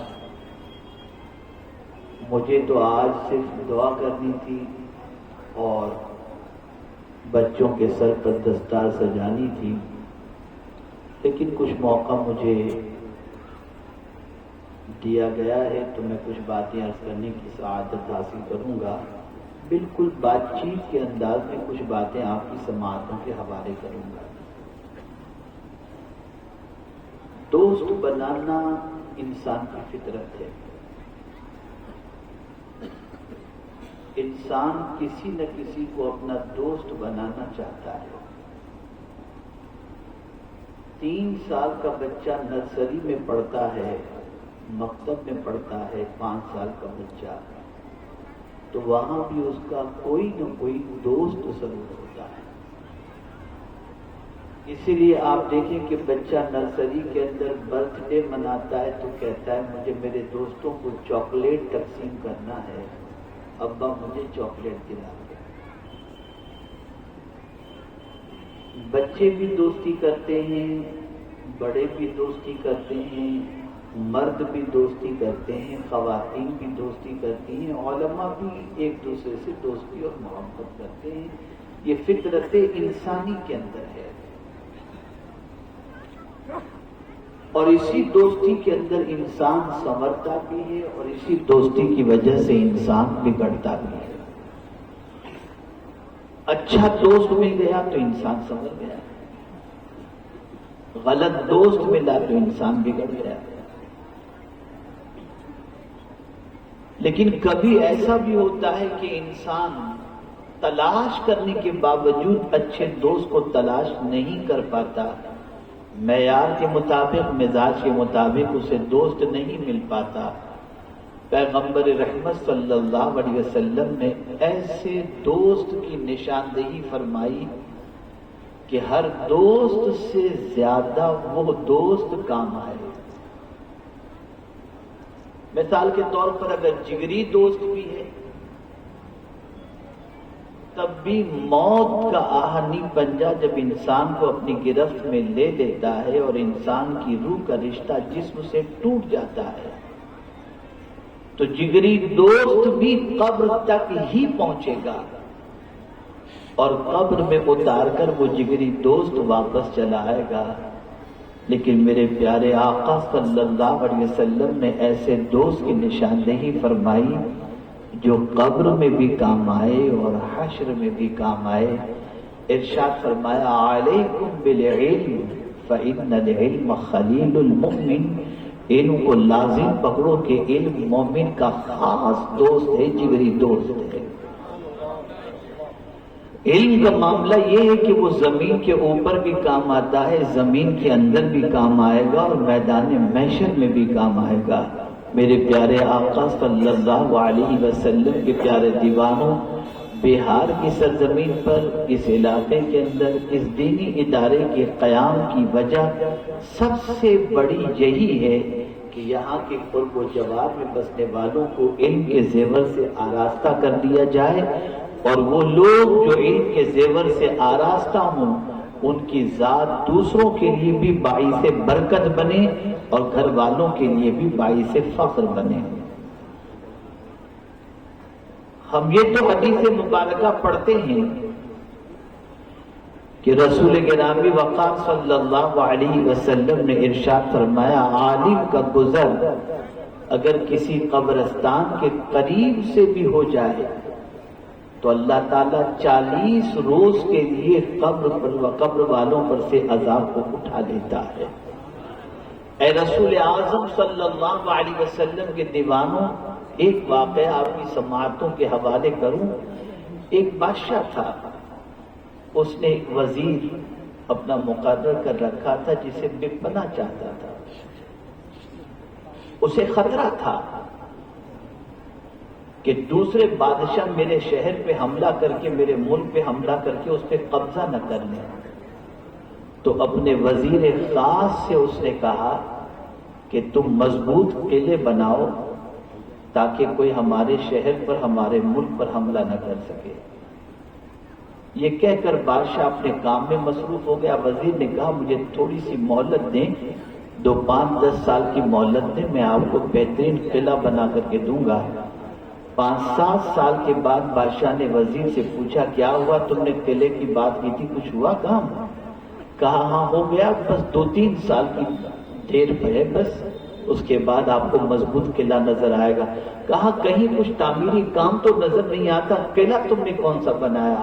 کہا سنیے، میں نے پورے شہر کو علم کی دولت سے بھر دیا ہے اور شہر والوں کو علم سے اتنا بھر دیا ہے کہ آنے والے 3 سال کے بعد پورے شہر کے اندر کوئی جاہل نہیں رہے گا اور دنیا اس قوم کا مقابلہ نہیں کر سکتی جس قوم کا ہر فرد پڑھا لکھا موجود ہو۔ یہ علم کے نام۔ آپ یاد رکھیں، جاہل بات کرتا ہے تو شاید کی بات کرتا ہے، ہو سکتا ہے کی بات کرتا ہے، اور پڑھا لکھا بات کرتا ہے تو یقین کی بات کرتا ہے، اعتماد کی بات کرتا ہے، کانفیڈنس کی بات کرتا ہے۔ ہماری قوم کی جو آج سچویشن ہے وہ صرف جہالت کی وجہ سے ہے۔ ایک حدیث میں آپ کی سماعتوں کے حوالے کروں، پیغمبر رحمت صلی اللہ علیہ وسلم نے ارشاد فرمایا، مرنے والا جب مرتا ہے تو اس کے اعمال منقطع ہو جاتے ہیں سوائے 3 چیزوں کے، کہ مرنے والا یا تو مرنے سے پہلے کوئی علمی کام کر کے مرا ہے، یا صدقہ جاریہ کا اہتمام کیا ہے، یا نیک اولاد چھوڑا ہے۔ آج میں آپ کو بتاؤں کہ بہار کے زیادہ تر بچے، بنگال کے زیادہ تر بچے دینی اداروں کے اندر پڑھتے ہوئے دکھائی دیں گے۔ شاید ہندوستان کے دارالعلوم آپ کو ایسے ملیں جہاں پر میکسیمم تعداد بہار یا بنگال کے طلباء کی نہ ہو۔ کیا وجہ ہے؟ غربت انہیں کبھی وہاں پہنچاتی ہے، ضرورت کبھی انہیں وہاں پہنچاتی ہے۔ بلکہ میں آپ کو یہ بھی بتاؤں کہ بہت سارے دیہاتوں میں 1200 روپے پر امامت کرنے والے بھی زیادہ تر آپ کو بہار اور بنگال ہی کے ملیں گے۔ میں حیران ہوں، میرے ساتھ ایک معاملہ ہوا، میں آج میرے مقدس میں موجود تھا، سلطان الہند کے گنبد کے سامنے بیٹھا ہوا تھا، ایک مولانا تشریف لائے اور ان کے ساتھ ہمارے ایک دوست تھے۔ وہ دوست نے ان مولانا کا تعارف کرایا، کہا حضرت یہ یہاں سے 40 کلومیٹر کی دوری پر ایک دیہات ہے، وہاں پر یہ امامت کرتے ہیں اور ان کی تنخواہ 250 روپے ہے۔ میں تقریباً 20-25 سال پہلے کی بات بتا رہا ہوں۔ 250 روپے میں مولانا کو دیکھنے لگا، مولانا 250 روپے میں آپ گزر بسر کیسے کرتے ہیں؟ تو مولانا نے کہا کہ حضرت کچھ کھیتی باڑی بھی وہاں کر لیتا ہوں، کچھ دوسرا کام بھی کر لیتا ہوں، اس طرح سے ضرورتیں میری پوری ہو جاتی ہیں۔ میں حیران ہو گیا، پھر میں نے پوچھا آپ کہاں کے رہنے والے ہیں؟ انہوں نے کہا میں بہار کا رہنے والا ہوں۔ دنیا کے ہر خطے میں، دیہاتوں میں جائیں، شہروں میں جائیں، مختلف علاقوں میں جائیں تو آپ کو یہی علماء کام کرتے ہوئے ملیں گے، مسجد سنبھالتے ہوئے ملیں گے، دین کی آبیاری کرتے ہوئے ملیں گے۔ لیکن بسا اوقات ایسا ہوتا ہے کہ شہر کے بہت سارے، صوبے کے بہت سارے بچے ایسے ہوتے ہیں جو تعلیمی اعتبار سے ان کی پوزیشن اتنی پختہ نہیں ہوتی۔ عرض کرنے کا منشا یہ ہے کہ اے رسول گرامی وقار صلی اللہ تعالی علیہ وسلم کے دیوانوں، ہمیں کسی دنیاوی غرض و غایت یا اپنی مفلسی کو مٹانے کے لیے علم حاصل نہیں کرنا، بلکہ علم حاصل کرنے کا مقصد ہمارا سب سے بڑا یہ ہو کہ رسول اعظم نے فرمایا العلم حیات الاسلام، علم اسلام کی زندگی ہے، ہم علم حاصل کریں گے اور اسلام کو زندہ کریں گے۔ میرے پیارے آقا صلی اللہ تعالی علیہ وسلم کے پیارے دیوانوں، ہماری خود کی دیری نہ خواہش ہے، ہمارے بہت چہیتے ہمارے ادارے کے فاضل حضرت مولانا ممتاز نجمی صاحب کو ہم نے اچھے شہروں سے نکال کر اس علاقے کے اندر ہم نے دیا۔ اس کی سب سے بڑی وجہ یہ ہے کہ ان کی صلاحیتوں کا اعتراف بھی ہم کرتے ہیں، ان کے اخلاص کا اعتراف بھی ہم کرتے ہیں۔ علمی صلاحیتوں کے ساتھ اخلاص اور درد بھرا دل دیکھنے کے بعد یہاں پر ان کو بھیجا گیا۔ جب سے وہ یہاں پر تشریف لائے ہیں، علاقے میں ایک بہار ہے، طلباء کی تعداد بڑھتی جا رہی ہے، علمی پیاس بجھتی جا رہی ہے، اور تنہا انہیں کی محنت نہیں ہے، دیگر اساتذہ بھی رات و دن محنت و مشقت کر رہے ہیں، اور ہماری انتظامیہ، ہمارے ادارے کے ٹرسٹی، وہ لوگ بھی سب تن من دھن سے لگے ہوئے ہیں، اور سب کی محنت و مشقت کے بعد آج اس ادارے کو یہ پوزیشن حاصل ہو چکی ہے کہ جو لوگ قرب و جوار کے رہنے والے اپنے بچے کو اچھا حافظ بنانا چاہتے ہیں، اچھا عالم بنانا چاہتے ہیں، باعمل بنانا چاہتے ہیں، وہ یہاں لا کر کے پیش کر دیتے ہیں۔ میں پورے یقین کے ساتھ کہتا ہوں، اپنے اساتذہ پر اعتماد کرتے ہوئے اللہ کی ذات پر پہلے توکل اور اساتذہ پر بعد میں توکل کرتے ہوئے، بھروسہ کرتے ہوئے میں عرض کرتا ہوں کہ انشاءاللہ مستقبل قریب میں آپ دیکھیں گے ہمارا جو منشا ہے وہ یہی ہے کہ بس ہر گھر میں حافظ قرآن اور عالم دین ہوں، لیکن کیسے ہوں؟ نکلے تو دنیا کہے نائب رسول جا رہا ہے، عاشق رسول جا رہا ہے۔ اے رسول اعظم صلی اللہ علیہ وسلم کے دیوانوں، اور اسی کے ساتھ ساتھ ہمیں ہر فرد تک علم پہنچانا ہے، ہر فرد کو علم کے زیور سے آراستہ کرنا ہے، ہر فرد کے سینے کو مصطفیٰ پیارے کی محبت سے لبریز کر دینا ہے۔ عشق رسالت مآب صلی اللہ علیہ وسلم میں اس طریقے سے ان کو ڈبا دینا ہے کہ بس اعلیٰ حضرت عظیم البرکت امام عشق و محبت کے اس شعر کے مطابق انہیں جانا، انہیں مانا، نہ رکھا غیر سے کام، للہ الحمد میں دنیا سے مسلمان گیا۔ آقا کی محبت میں اتنے ڈوب جائیں، یاد رکھو علامہ ظفر الدین بہاری علیہ الرحمہ اسی صوبے کے پروردہ تھے اور اسی صوبے کی پیدائش تھے، لیکن آپ جانتے ہیں ان کے علمی چلال کی سچویشن آج بھی ایسی ہے کہ دنیا کے مختلف ملکوں کے اندر علامہ ظفر الدین بہاری رحمت اللہ تعالی علیہ کے علم کے حوالے سے پڑھا لکھا طبقہ اعتراف بھی کرتا ہے۔ معراج پر ان کی کتاب پڑھیے تو آپ کی عقل دنگ رہ جائے گی، لفظ من پر اتنی بحث کی ہے انہوں نے، اللہ اکبر اللہ اکبر سبحان الذی اسری بعبدہ لیلا من المسجد الحرام کے حوالے سے انہوں نے لفظ من پر اتنی عظیم بحث فرمائی ہے کہ ایسا لگتا ہے کہ علم کا سمندر ہے جو پھاٹے مارتا ہوا نظر آ رہا ہے۔ وہ اسی صوبے کے علم کی طرف بڑھو، علم سے بہتر کوئی دوسرا دوست نہیں ہے۔ ہر دوست تمہارا ساتھ چھوڑ دے گا، علم کبھی تمہارا ساتھ نہیں چھوڑے گا۔ اور یاد رکھیں پڑھے لکھے کا محتاج ہر کوئی ہوا کرتا ہے، اور پڑھے لکھے کے حوالے سے دنیا کے اندر قدر کی نگاہ اور دنیا کے ہر شخص کی سچویشن یہ ہوتی ہے کہ پڑھے لکھے انسان کو قدر کی نگاہ سے دیکھا جاتا ہے۔ آج ہماری ذموحالی اور ہماری پسماندگی اور ہماری پستی کا سب سے بڑا سبب یہ ہے کہ نہ دینی علم کے اندر ہمارا کوئی خاص مقام الا ماشاءاللہ رہ گیا، نہ دنیاوی معاملے کے اندر۔ تو علم کی طرف قدم بڑھاؤ، قرآن سیکھو، قرآن پڑھو، قرآن سمجھو، قرآن کا پیغام دوسروں تک پہنچاؤ، اور اس طریقے سے علم کا جال پھیلا دو کہ ہماری سوسائٹی کا کوئی بھی بچہ جو ہے جہالت کی وادیوں میں بھٹکتا ہوا نظر نہ آئے۔ میں آپ کو بتاؤں بہار، یو پی، بنگال، راجستھان، اس طریقے کے بہت سارے صوبے ہیں جہاں کے بچوں کا اگر عام بچوں کا نکاح ہو اور ان بچوں کے نکاح کی تقریب میں آپ شریک ہو جائیں اور قاضی صاحب بچے کو پہلا کلمہ پڑھائیں تو میں یقین کے ساتھ کہہ سکتا ہوں عام بچہ پہلا کلمہ بھی صحیح طور پر پڑھتا ہوا نظر نہیں آئے. جس پیدائشی مسلمان بچے کی سچویشن یہ ہے کہ پہلا کلمہ بھی اسے صحیح طور پر یاد نہیں، وہ بچہ دنیا کے اندر کہاں سے عزت پا سکے گا، کہاں سے کامیاب ہو سکے گا. ہر گھر تک علم پہنچاؤ، ہر فرد تک علم پہنچاؤ. علم کے بغیر کوئی مقام نہیں مل سکتا، علم کے بغیر کوئی مرتبہ نہیں مل سکتا. دنیاوی علم بھی ضروری ہے، لیکن جو علم فرض ہے جسے رسول اعظم صلی اللہ علیہ وسلم نے فرمایا اتنا علم حاصل کر لو، اور اتنا علم حاصل کرنے کے بعد دیگر علوم کی طرف توجہ دو. بغیر علم کے نہ دنیا سنور سکتی ہے، نہ قبر سنور سکتی ہے، نہ آخرت کے اندر ہمیں کوئی مقام و مرتبہ یا آخرت کے اندر ہمیں کامیابی نصیب ہو سکتی ہے. تو دوستی کرنی ہے تو علم سے کرو. سرکار نے کتنے اچھے موقع کی نشاندہی فرمائی دوستی کے حوالے سے. شام ہوتی ہے، انسان اپنے دوست کے ساتھ اوٹے پر بیٹھ کر گپ شپ کرنا پسند کرتا ہے. دکان سے چھوٹا دوست کو فون کیا چلو چائے پی کر کے آتے ہیں.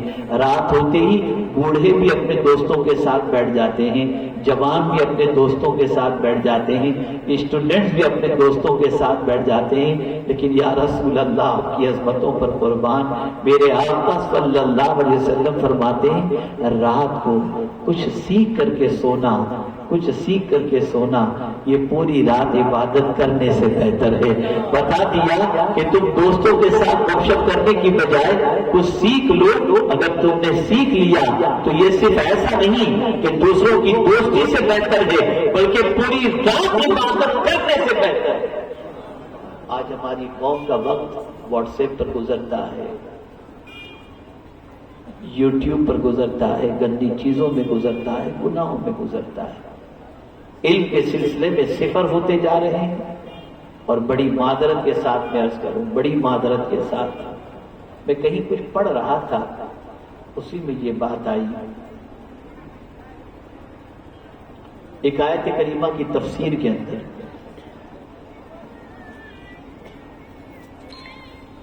سورہ عادیات کے اندر جو ہے والعادیات ضبحا فالموریات قدحا فالمغیرات صبحا فاثرن به نقعا فوسطن به جمعا ان الانسان لربه لکنود وانه على ذلك لشهید وانه لحب الخیر لشدید. یہ لحب الخیر جو ہے نا، اس سے مراد مال ہے. آدمی مال سے شدید محبت کرتا ہے اور اس کی محبت کی سچویشن یہ ہوتی ہے کہ مال کے لیے ہر قسم کی قربانی دینے کے لیے تیار. مال کے لیے ہر قسم کی قربانی. صبح نیند چھوڑے گا، شہر چھوڑے گا، وطن چھوڑے گا، نیند چھوڑے گا، بیوی بچے چھوڑے گا، ہر چیز چھوڑنے کے لیے تیار مال کے لیے. لیکن دین کے لیے کچھ کرنے کے لیے دین کے لیے معاملہ یہ ہے کہ اگر کسی نے کہہ دیا میں دین کا کام نہیں کرتا، اس نے ایسا کہہ دیا میں چھوڑ دیتا ہوں،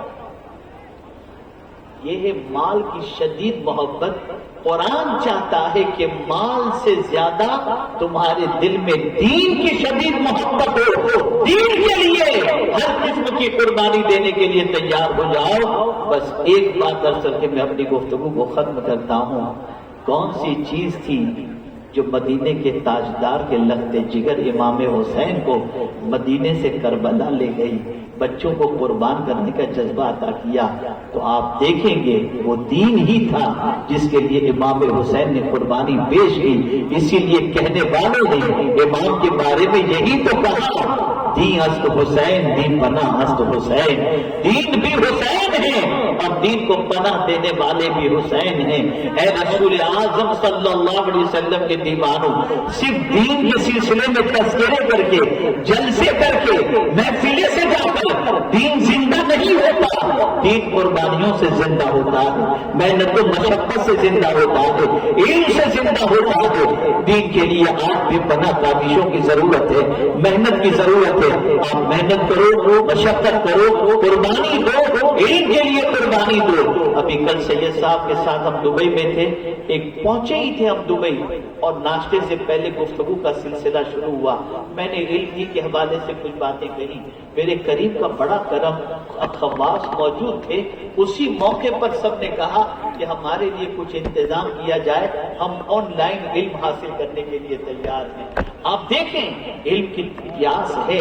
میں صرف آج جس چیز کو بہت زیادہ تکلیف دہ محسوس کر رہا ہوں وہ یہ ہے کہ پیدائشی مسلمان قرآن بھی پڑھنا نہیں جانتا،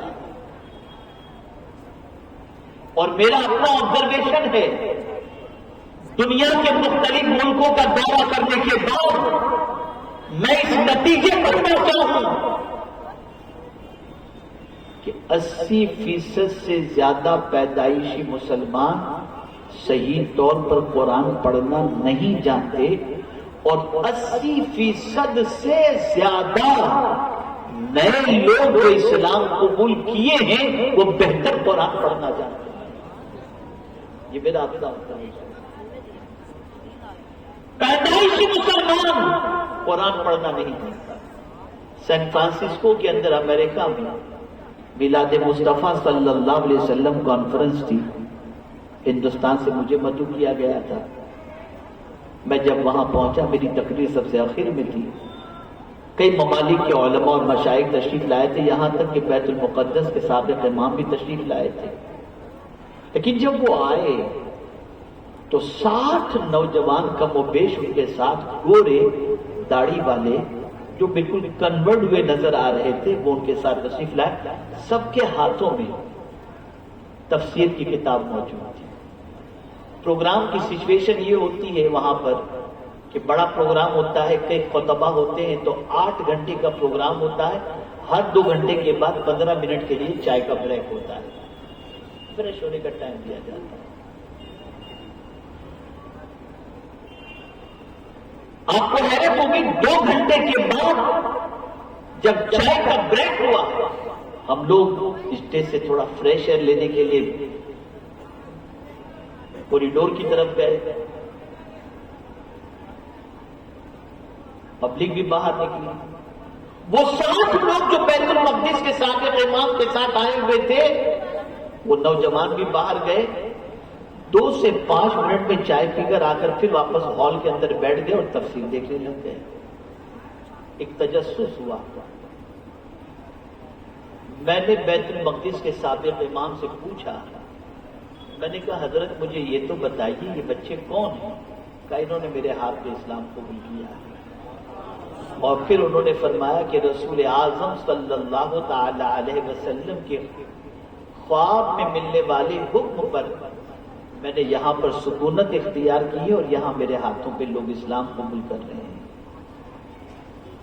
میں نے کہا یہ بچوں کے ہاتھ میں؟ کہا ہاں، انہوں نے مجھ سے عربی سیکھی ہے اور یہ تفسیر کی کتاب جو ہے نا ان کے ہاتھوں میں ہے، اور یہ عربی میں تفسیر پڑھ رہے ہیں۔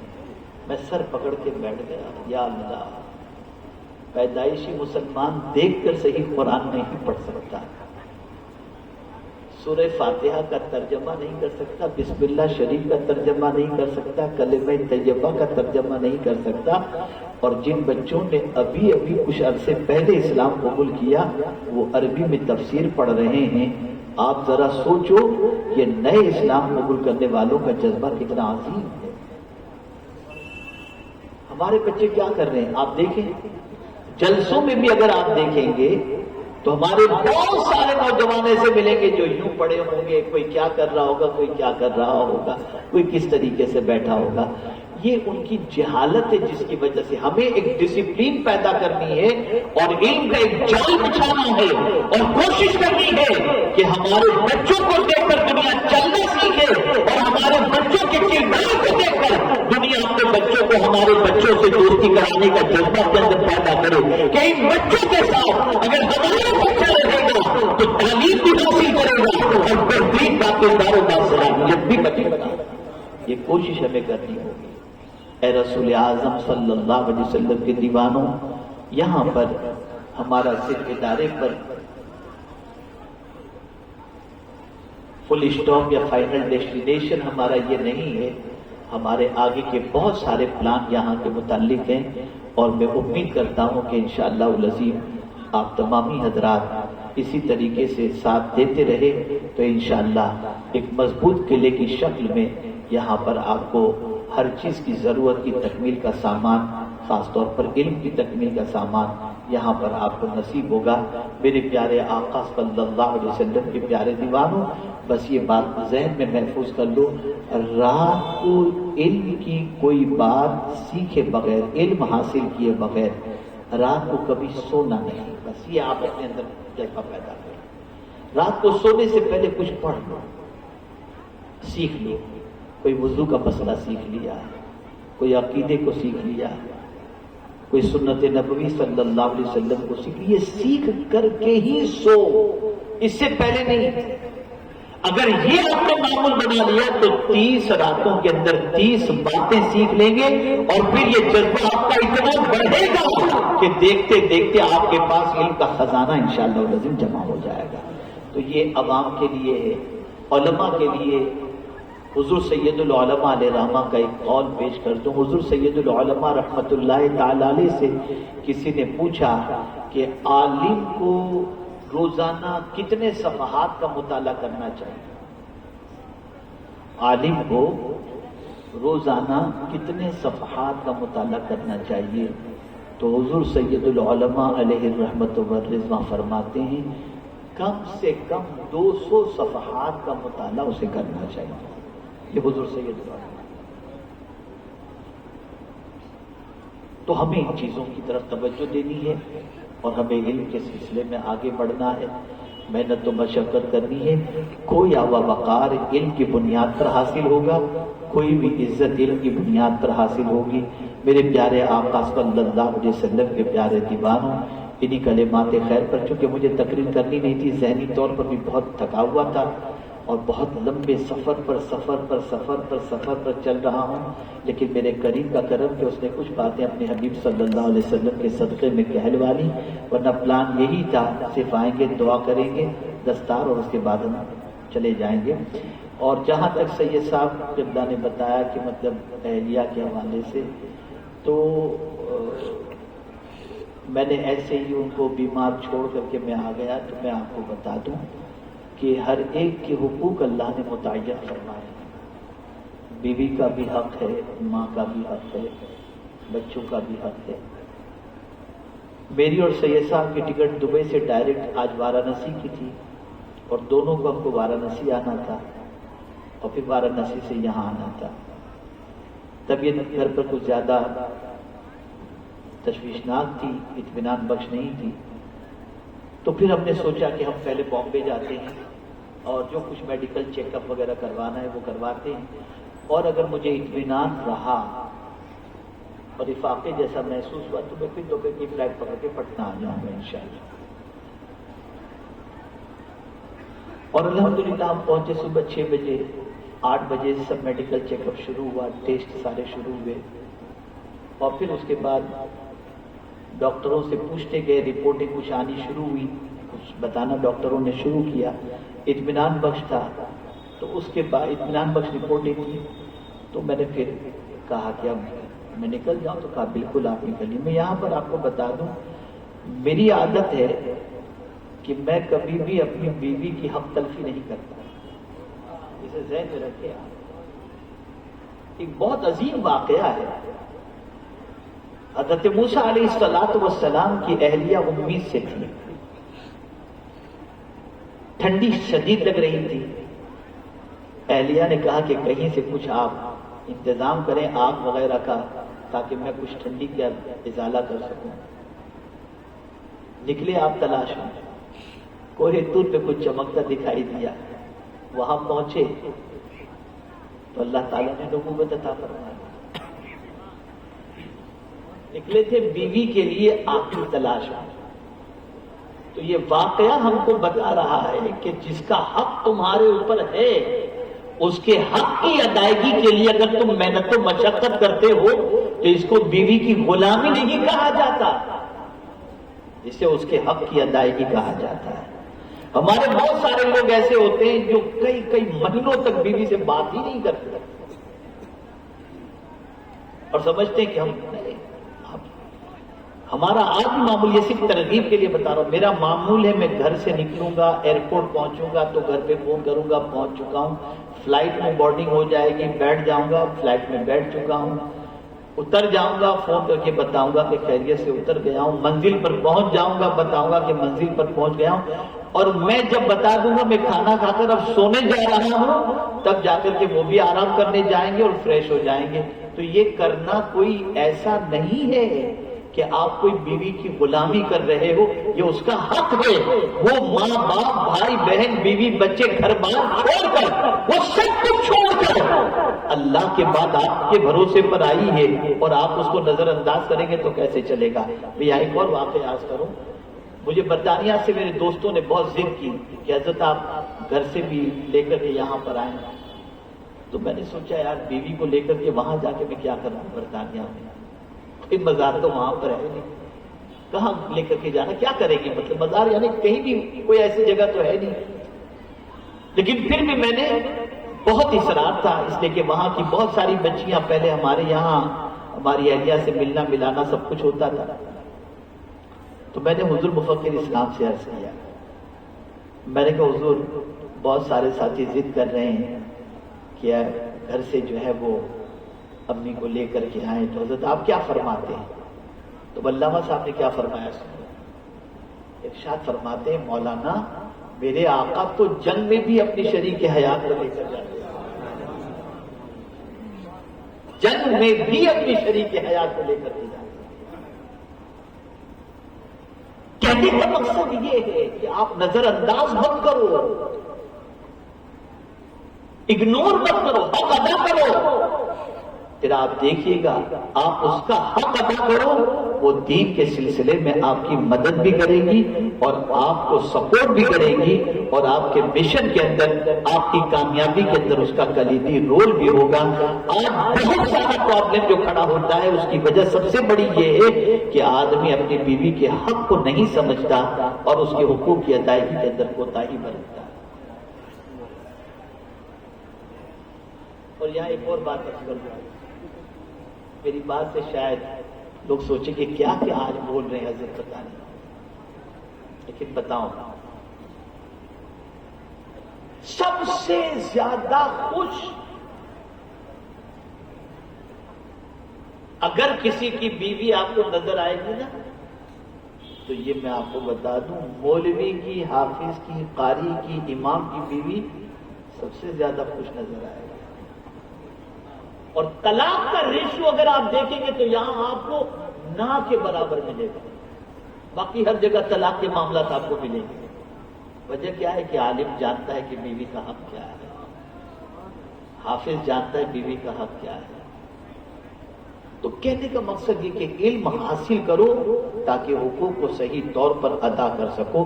میں یہ نہیں کہتا کہ دوسرے لوگ حق ادا نہیں کرتے روز مارتے ہی رہتے، نہیں. کہنے کا مقصد یہ ہے کہ جب علم ہوگا تو رعایتیں ہوں گی، حقوق کا خیال ہوگا، ساری چیزیں ہوں گی. تو میرے پیارے آقا صلی اللہ علیہ وسلم کے پیارے دیوانوں، دین سیکھو، اللہ عز و جل اور اس کے پیارے حبیب صلی اللہ علیہ وسلم کے ارشادات پر عمل کرو. اور یاد رکھیں میرے پیارے آقا صلی اللہ تعالی علیہ وسلم کے پیارے دیوانوں، جتنے زیادہ آپ گھر میں دیندار رہیں گے اتنا ہی زیادہ دین کے سلسلے میں آپ کو گھر سے سپورٹ ملے گا.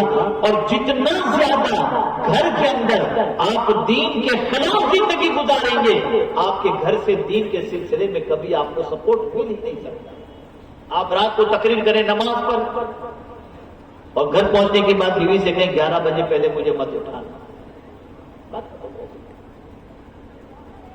اس کی نظروں میں آپ گر گئے. لیکن آپ نے کہا کہ فجر کی نماز کے لیے بھی بیدار کرنا، اور اس نے مروت کے اندر ٹائم دیکھا، تھوڑی سی رعایت کی، ابھی اٹھاتی ہوں 5-10 منٹ باقی جو اٹھائی، جلدی نماز پڑھ لو، اور آپ اس وقت جلال میں آ گئے۔ یہ کون سی محبت ہے کہ اللہ کی بندگی سے مجھے تم روکی؟ مجھے پہلے اٹھا دینا چاہیے تھا تاکہ میں سکون سے نماز ادا کروں۔ آپ کا یہ جملہ اس کے دل کی دنیا کو بدل دے گا، اور آئندہ کے لیے وہ آپ کے سلسلے میں محتاط رہے گی۔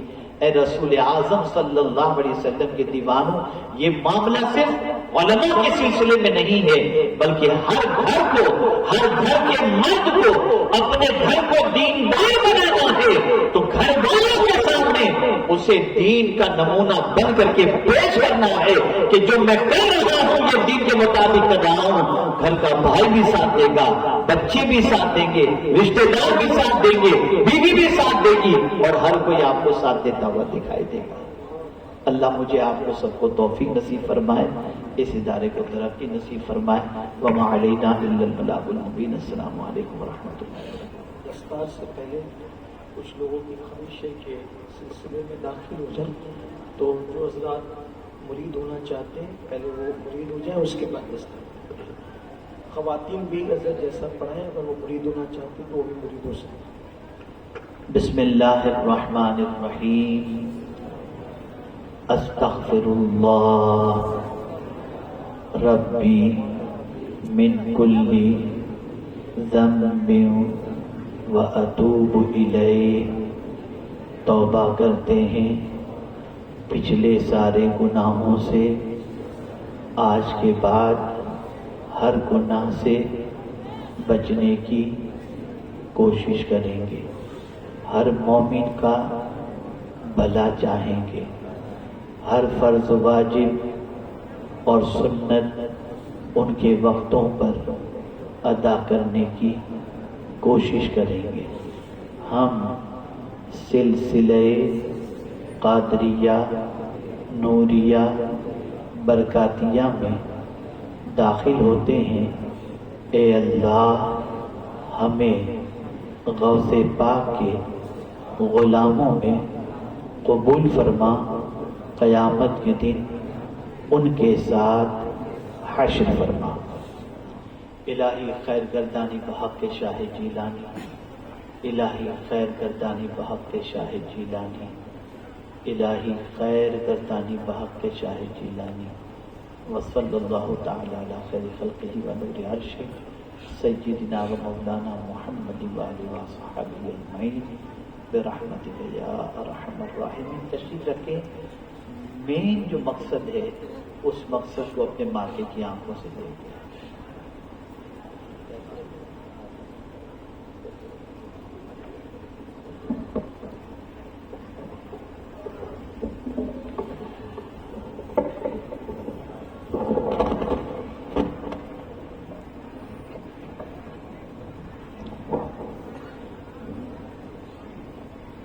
الحمدللہ، ماشاءاللہ، ہم اور آپ سب حضرات نے دو عظیم شخصیتوں کے اہم خطاب، اہم باتیں، نصیحانہ کلمات سماعت فرمائے۔